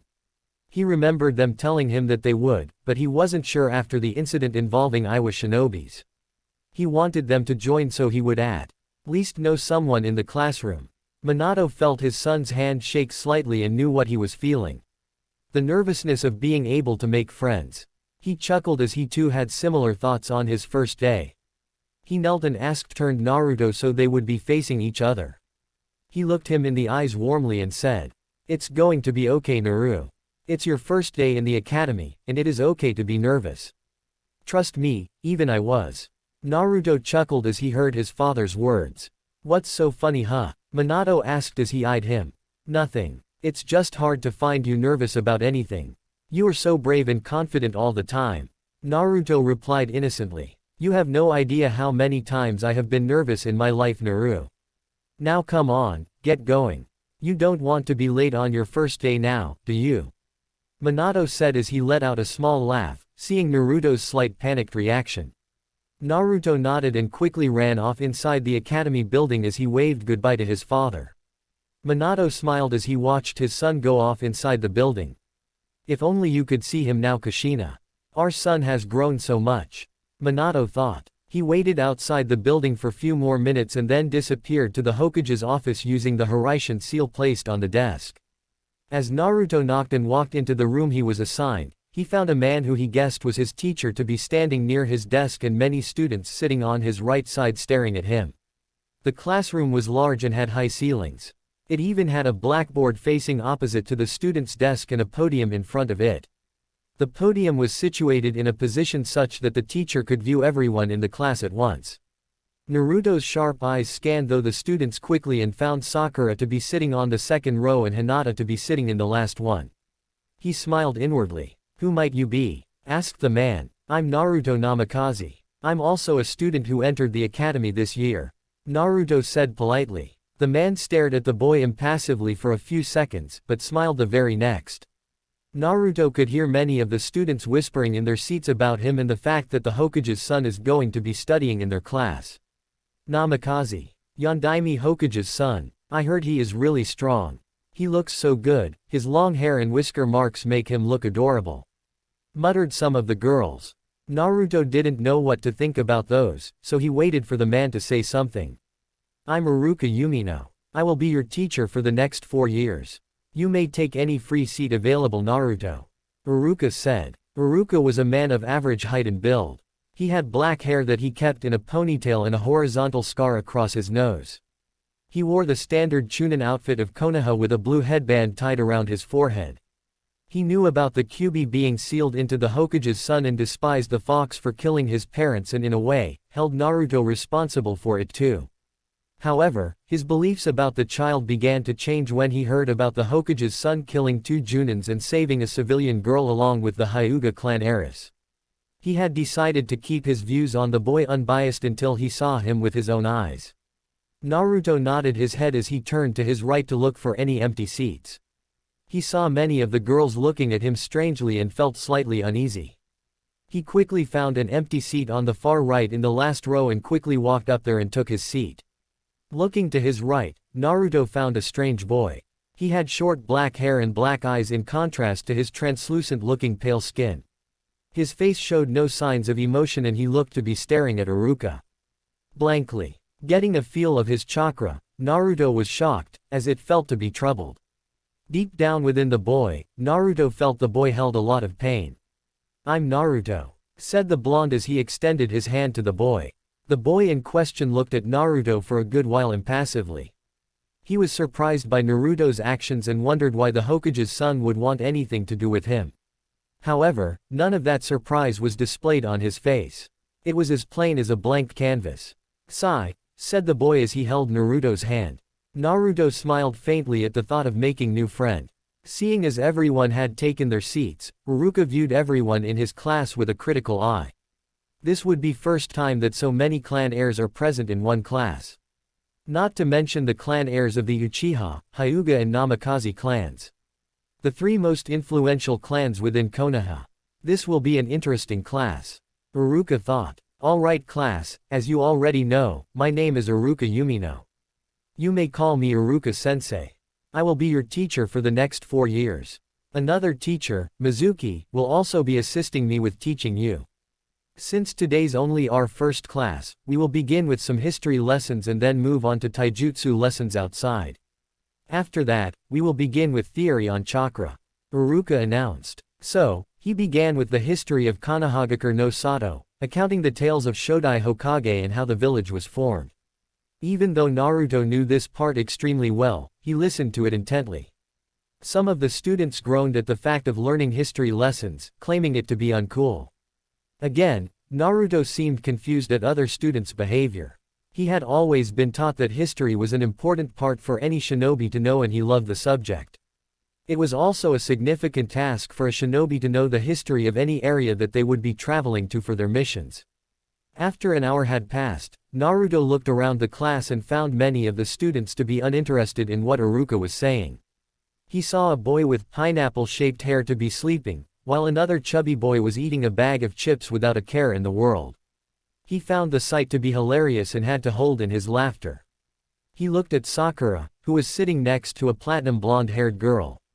Hinata was sitting next to a boy with a puppy on his head. Judging by her face, Naruto guessed that Hinata, too, knew the topic Uruka was talking about currently. His eyes finally landed on Sasuke, who was sitting in the same row as him, a few seats below him. He couldn't see his face, but he was sure he had a little scowl on his face. After the theory about the history of Shodai Hokage had ended, Uruka ordered everyone to form a K and follow him outside to the training ground. Naruto was personally excited now, as it was time for the taijutsu exercises and he wanted to see how everyone fared in hand-to-hand combat. He knew he was miles ahead of the students in his class in taijutsu, but that did not mean the others had no knowledge in this art. As everyone assembled outside, Uruka called out everyone's name again and Naruto was surprised to find several of the children belonging to major clans in Konoha. He saw a group of few students standing in a group at the side and wondered if they all knew each other before starting at the academy. He looked at Sai who was standing beside him and thought of coming with him to talk to others. But looking at his blank expression, he decided not to. He went over to them and said, "Hello, I'm Naruto. I'm Kiba Inuzuka, and this is my Ninken Akamaru." Kiba said enthusiastically and Akamaru gave a small bark. Kiba had feral-looking features which could be accounted by his messy brown hair, sharp-looking canines and the distinctive red fang markings similar to every Inuzuka clan member on each of his cheek. Shikamaru was lazily looking at the sky when he noticed Naruto looking at him. He found all this introduction stuff to be quite troublesome but knew that he had to do it. Similar to most members of the Nara clan, Shikamaru was born with an exceptional mind. Despite being portrayed as lazy, he noticed and understood things which could often be missed by normal eyes or minds. He had narrow brown eyes and a typical expression which indicated that he was bored. He had shoulder-length black hair, which he kept tied in a ponytail. "Shikamaru Nara. It's nice to meet you," Shikamaru said with a yawn, rather lazily. This made Naruto wonder if the boy was interested in anything. "I'm Choji Akamichi," Naruto heard the chubby boy say who was continuously munching on his chips. Like any other Akamichi, Choji had a rotund build and markings on his cheeks in the form of swirls. He had spiky brown hair that sticks upwards. "Shino Aburame," said Shino quietly. Sporting the same look as the rest of his clan, Shino wore dark sunglasses and a sea green jacket with high upturned collar. He was fair-skinned and almost as tall as Naruto, who was the tallest among their class. He had dark, bushy brown hair, however many of his friends wondered what his eyes looked like since he always wore those sunglasses. "It's really nice to meet you. I'm just so surprised that there are so many clan heirs in our class," Naruto said intending the conversation to go ahead. "How do you know we are all clan heirs?" Shikamaru asked curiously as they never brought it up. "I remember my 2-chan telling me about the class a few days before the academy started." I also read a lot about the history of Konohagakure, in which the prominent clans of this village was a main topic.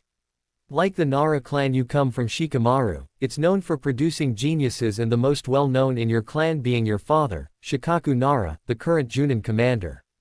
Then Choji's clan is well known for their immense physical strength with their expansion jutsu and in their business for owning a few restaurants in Konoha. Kiba belongs to the Inuzuka clan, known for their tracking ability and amazing taijutsu skills. They are also known for their partnership with their dogs, similar to the Aburame clan with their bugs, who specialize in utilizing bugs in almost all of their jutsu. The Aburames are known to be logical people and are good in formulating plans. At the end of Naruto's explanations, all the four people were staring at Naruto with stupefied expressions. However, they were also glad in respect to how Naruto had described their clans. Choji was happy that Naruto didn't talk about his size or weight. Kiba was glad that Naruto was aware of how great the Inuzukas were, and Shino gave a quiet nod of agreement. While Naruto was talking to Kiba, Choji and Shino about how they knew each other, what sort of training they did, Shikamaru keenly observed the young Namikaze. Based on what he had seen of Naruto today and what he had heard of him in the past, he found him to be an enigma. He had heard his mother talk to other people about how the Hokage's son had killed 2 Junin-level shinobi and rescued the Hyuga clan heiress and a civilian. It was hard for him to believe it at that time, but looking at the way Naruto held himself and always remained aware of his surroundings, he could see the truth in it. Everyone, listen carefully. Iruka called, gaining the students' attention. I will call out 2 students' names, and they will have a taijutsu match for 2 minutes to let me observe where everyone stands. Iruka said. Akane and Iruka started. 2 years and 2 months later. It had been a little over 2 years since Naruto had started his new life. The life of meeting new friends, befriending them, doing what children his age is supposed to do, and beginning his journey to become an actual shinobi for the Konoha village. In the past few years, Naruto had become good friends with Shikamaru, Choji, Kiba and Shino. Kiba talked the most in the group, and Naruto found him to be a fun person to hang out with. Shikamaru and Choji were mostly seen together, and Naruto also tried out Shikamaru's ritualistic habit of watching clouds, which he found to be quite relaxing. Even though Shino did not speak much, Naruto always found a way to involve the quiet boy in group talks, and he had come to like the bug user. All in all, Naruto got along with these 4 boys the most. He also met Ino Yamanaka, clan heiress of the Yamanaka clan, who was childhood friends with Shikamaru and Choji. He found her to be a bit weird, as she would often look for different excuses to talk to Sasuke. And being the oblivious girl that she was, like many other girls in the class, she found Sasuke's uncaring attitude to be cool and mysterious. Naruto, Hinata and Sakura had gotten closer to each other in the past year. They often met outside of the academy and trained with each other, along with studying and doing their homework together. They had spoken about how their life had changed and how their beliefs about the shinobi world altered after that incident, and there were times when both Naruto and Hinata had to console Sakura, as she still had terrifying nightmares of that night at times. Naruto and Hinata especially had gotten to know each other a lot better. Ever since the incident with the Iwa shinobi, the Hyuga clan had come to respect Naruto immensely. Both Minato and Naruto had been invited for dinner to the Hyuga's main house on several occasions. During class, Naruto mostly sat with his 2 best friends, which seemed to draw the glares from several other girls in the class, much to Naruto's confusion. Despite their close relationship with one another, Sakura had this uncomfortable feeling whenever she saw Naruto and Hinata so close. She didn't know what it was and didn't want to find out at the prospect of it hurting her or making her lose her friendship with Naruto and Hinata. When Naruto talked to his father about a few girls staring at him strangely, Minato laughed and ruffled his son's hair playfully while saying, "This is not something that even you can avoid, Naru." And true to his father's words, Naruto often sensed many of the girls following him secretly and at times chasing after him openly. Naruto had come across the bane of academy, the fangirls. Scholastically, Naruto's time in the Shinobi Academy was a breeze. He had been ranked as the top student always. Whether be it in written tests, taijutsu, ninjutsu, weapons throwing or genjutsu. Sasuke, who was ranked second continuously, still seemed to hold a grudge against Naruto for reasons unknown to the blonde. However, not everything was as it seemed. Even though Naruto liked the academy, As it was where he was able to spend more time with his friends, he disliked the academy's training. The things which the students were being taught to be genin would never help them out to survive in the shinobi world.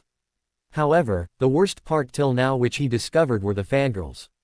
Many of the girls in the class were obsessed with boys and believed in mythological tales where they would be saved by their lovers.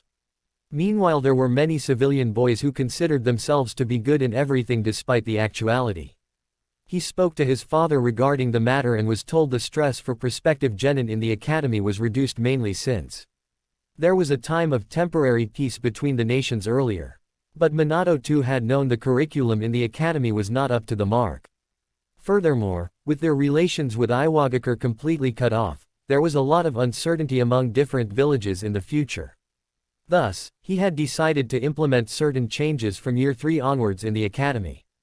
Snapping those thoughts out of his mind, Naruto got out of his clothes and went to washroom to get a bath.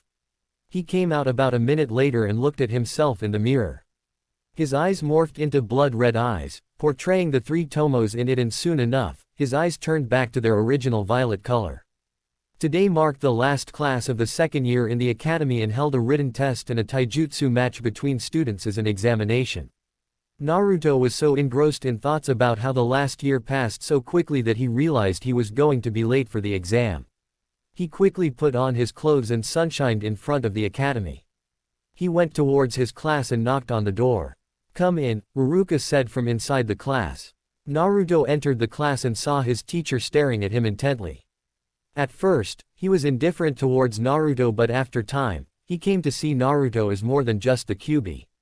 After watching Naruto interact with his friends in the class and talking to him, Ruruka found him to be a very kind-hearted boy who loved his friends. After that, he opened up to Naruto and now they were good friends, or siblings if one could say. "Naruto, why are you 15 minutes late for class?" questioned Ruruka sternly. Even though he considered Naruto to be someone special to himself, he never showed any favoritism to any one student. "Sorry Uruka-sensei, I was training last night till late and woke up late today due to that. It won't happen again," Naruto answered honestly. Uruka sighed and told him to take his seat. Nodding his head, Naruto found an empty seat between Hinata and Kiba. "Morning Naruto-kun." Hinata greeted Naruto with a smile. Naruto smiled as he inhaled the smell of lavender from her. He knew Hinata usually sat with her mother in her garden and picked flowers at times. And he loved that smell. "Morning Hinata-chan," Naruto said as he smiled back. Looking at Kiba, who was sleeping soundly beside him, Naruto smirked. Discreetly making a single hand seal, a small amount of water condensed in the palm of his other hand. Making sure no one saw him other than Hinata, he splashed it on Kiba's face. Kiba woke up with a shriek and looked around frantically. "Good, you're finally awake, Kiba," Naruto said as he laughed. Hinata giggled softly, seeing Kiba's confused voice. "What the Naruto, why did you do that?"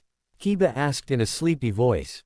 "We have an exam today, Kiba, if I hadn't woken you up, you would have slept through it," Naruto replied as he laughed.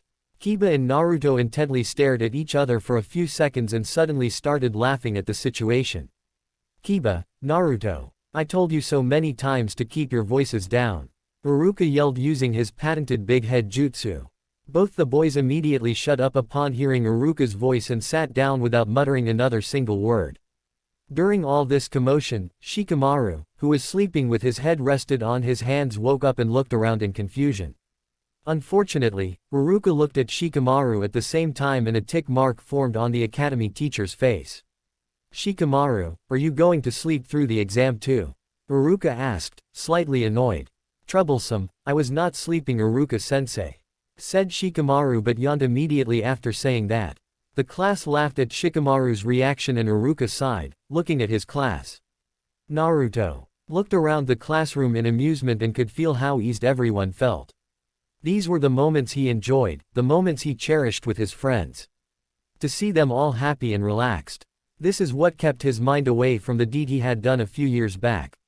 The only people in the room who were not interested in the current situation were Sasuke and Sai. Naruto had tried to talk to Sasuke in the past, but the black-haired boy wasn't interested. He considered himself greater than the others because he considered himself a true Uchiha and looked down on everyone else. The way Sasuke acted, it gave others the impression that he was only ever interested in gaining more power and would do it through any means necessary.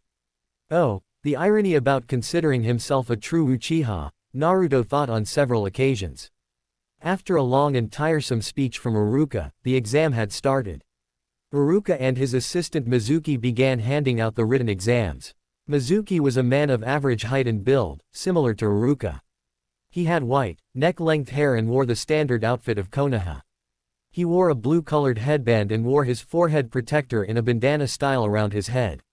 Naruto had always been able to sense the feeling of hatred coming off Mizuki. He realized it was because of the Kyuubi. Naruto never talked about this to his father or anyone else since he believed it was just due to the Kyuubi. As Mizuki came to Naruto's desk to hand him the paper, he glared at him for a few seconds and proceeded to the next students. Mizuki knew he could not do anything to Naruto. With his father being the Hokage, if he ever got caught, it would be the end for him. Still, it irked him that he could not get his hands on the damned Kyuubi boy. After a simple written exam that Naruto was sure he would ace smoothly, it was time for the practical exam, which consisted of taijutsu spar between two students to show their improvement. As all the students assembled outside, Iruka and Mizuki stepped in front of them. "Alright class, now we are going to have a taijutsu spar between students. The spar will continue until one opponent gives up or is knocked out. Any questions?" asked Iruka, and was glad when everyone understood it. The first few matches were between a bunch of civilian kids, and Naruto sighed as he saw their taijutsu abilities. He wondered how they even reached the second year with such poor skills. It was more like street fighting. The fifth match was between Sai and another civilian. The match went on for a few minutes, with Sai eventually winning it by managing to knock out his opponent out of the ring. However, there was something which Naruto had noticed every time in Sai's matches. He pretended to lower his skills while fighting at the academy.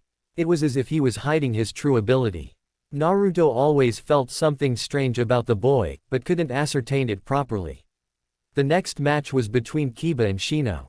Naruto knew it would be a close match as both were moderately adept in taijutsu. However, he guessed Kiba would come out victorious due to his clan's edge in taijutsu. While the Inuzuka clan focused on taijutsu primarily, the Aburame clan were prone to make use of ninjutsu with the help of their bugs. Naruto's assumptions were proven to be correct, as a few minutes into the match, Shino showed signs of fatigue and Kiba slipped into his defense after performing a feint left hook and knocked him out a sharp elbow to his chest. "Alright, next match is between Sakura Haruno and Ino Yamanaka," announced Iruka. After hearing the announcement, Ino seemed confident that she would win it easily. Ino knew that Sakura was mainly book smart and had good chakra control but lacked severely in taijutsu. Oh, how wrong she would be. "Watch me, Sasuke-kun," Ino squealed as she went inside the ring within which the students are supposed to fight. Naruto looked at Sakura, who seemed to be a bit worried. He walked to her and placed a comforting hand on her shoulder. "You can do this, Sakura-chan. You have worked hard, I know. I believe in you," Naruto whispered to her calmly. Sakura's eyes widened upon hearing him say those words, and her face seemed to gain a bit more confidence. Naruto smiled seeing her face and gave her a thumbs up. As both Sakura and Ino got into the ring, Iruka signaled for the start of the match. Ino rushed towards Sakura blindly and attempted to give a kick to her right rib. Just as she was about to kick her, Sakura rolled to her left, avoiding the kick easily. Ino, whose leg was still in the air, was surprised by Sakura's maneuver, and almost lost her balance. Seeing Ino's surprise, Sakura coated her hand with a slight amount of chakra and rushed at Ino with impressive speed for an academy student.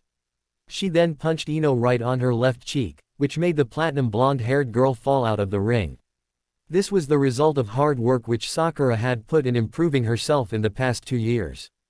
After being released from school, she often trained with Naruto and Hinata and learned a lot from them. Naruto and Hinata had helped Sakura in improving her chakra control. Sakura, surprisingly, was a natural in controlling her chakra. She had learned the tree walking exercise in a single day and was able to walk up and down the tree with ease now. Even though the water walking exercise took some time for her, she was able to master it eventually.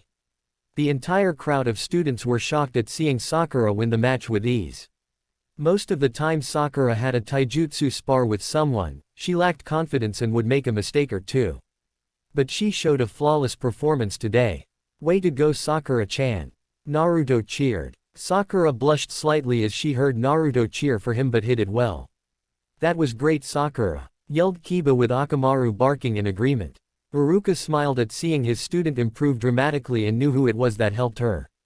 After Ino had been moved off the field and taken to the side, Uruka had resumed the matches.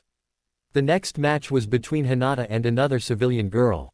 Naruto, who was standing next to her, squeezed Hinata's hand in a gentle manner discreetly. The two had a strange relationship. Naruto had developed a strong trust in her. It was strange for him too. From the moment he had seen her, she seemed different to him.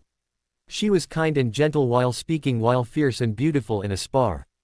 They did not speak much, but always knew what the other was thinking.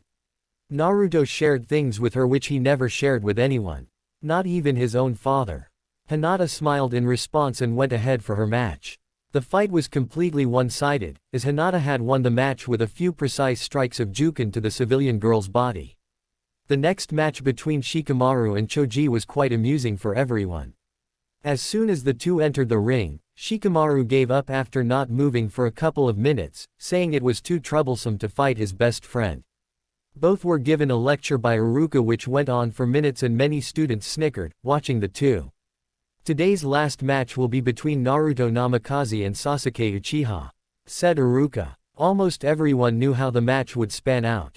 Despite that, several of the girls, who believed themselves to be in love with Sasuke, cheered loudly for him. Oi Naruto, beat the Thames, said Kiba. Good luck, Naruto-kun, Hinata said softly as she looked at him. She knew he would win. He always wins. To her, he was invincible. She knew how strong he was, she was aware of his darkest thoughts, secrets which children their age were not aware of, and she was glad he trusted her enough to share so much about him to her. In the past 2 years, the two had found several uncanny similarities with each other. The two often spent time together after training or studying with Sakura, which normally consisted of either sitting under a tree quietly or Naruto taking her to sit on the edge of Naka River. Unknowingly, they both enjoyed each other's presence. Shikamaru and Shino just nodded their head showing their support for Naruto. Both were smarter than most of the students in class and were aware Naruto was much more powerful than he let on in the academy. Naruto and Sasuke stood in front of each other waiting for Uruka to signal the start of the match.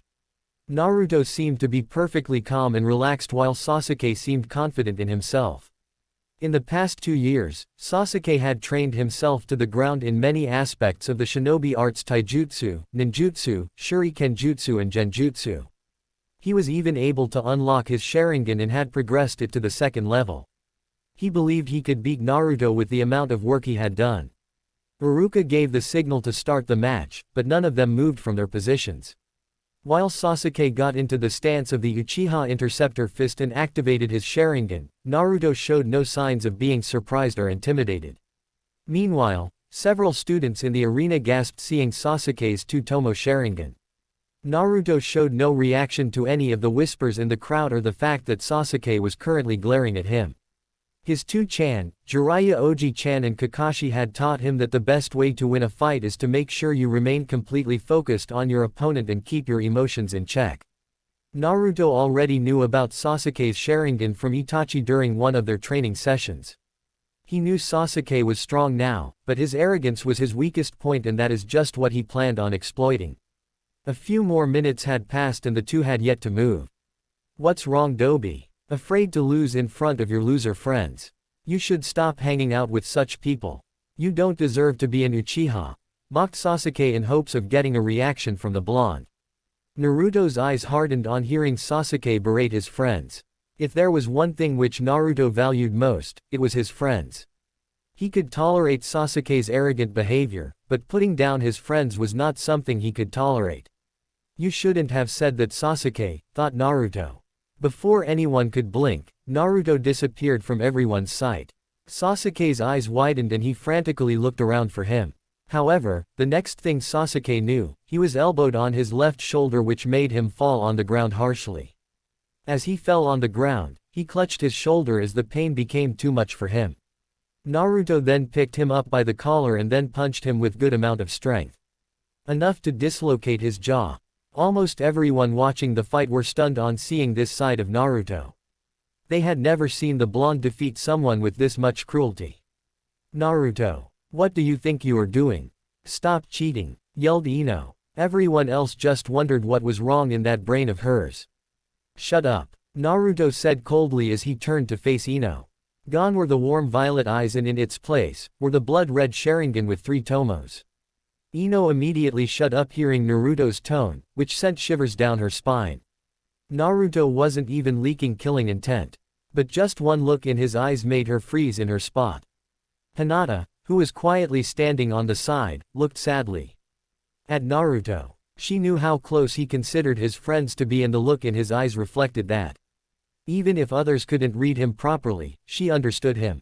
"Don't ignore me, damn it," yelled Sasuke as he got up weakly. He ran towards Naruto, ignoring the overwhelming pain in shoulder and jaw.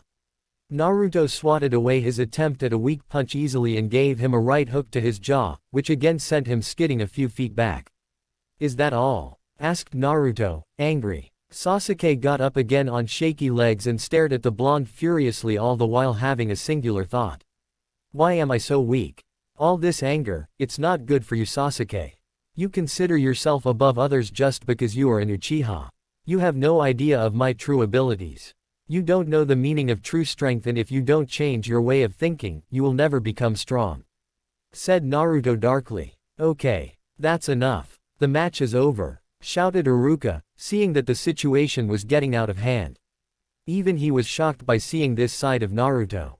But he reminded himself that Naruto was a kind and loving child. Enraged by what Naruto had said, Sasuke mustered all his strength to get up and ran at Naruto again. However, before he could even reach him, Naruto looked into Sasuke's eyes with his Sharingan spinning, and almost immediately, Sasuke fell on the ground with a thud. Naruto remained in his position as he looked at his brethren with a sad expression. As Iruka came and picked up Sasuke, he heard Naruto apologizing to him. Looking into Naruto's eyes, Iruka knew it was the same kind-hearted blonde boy he knew. He dismissed the class for today as all the tests were done. Everyone saw Naruto storm out of the training grounds. Shikamaru, Kiba, Choji, Shino and Sakura were about to follow Naruto, when Hinata stepped in front of them. "Is it okay if I go talk to him first? I have a feeling he will listen to me," Hinata said kindly. Almost everyone in the group nodded, understanding that Hinata and Naruto were close to each other. As Hinata walked out to look for Naruto, Sakura somberly looked at her retreating figure, wishing if it could have been her in Hinata's place. Naruto immediately walked out of the academy, so that he could spend some time alone after his outburst. This was something which happened with Naruto quite often. He had realized he had a lot of darkness in him. Kurama had told him about it. He considered the fox to be his best friend among everyone else, because there was absolutely nothing the two did not know about each other. He still remembered Kurama's words. "The greater your love becomes, the stronger will be your hatred. You must control your hatred, Naruto." He walked a few distances away from the academy when he felt a hand on his shoulder. He already knew who it was. He knew her chakra signature perfectly. He turned around and did the only thing he could at this moment. He hugged her tightly. Thanks for watching. If you enjoyed this video, please like and subscribe to my channel for more contents like this, and hit the notification bell so you never miss an upload. See you next time.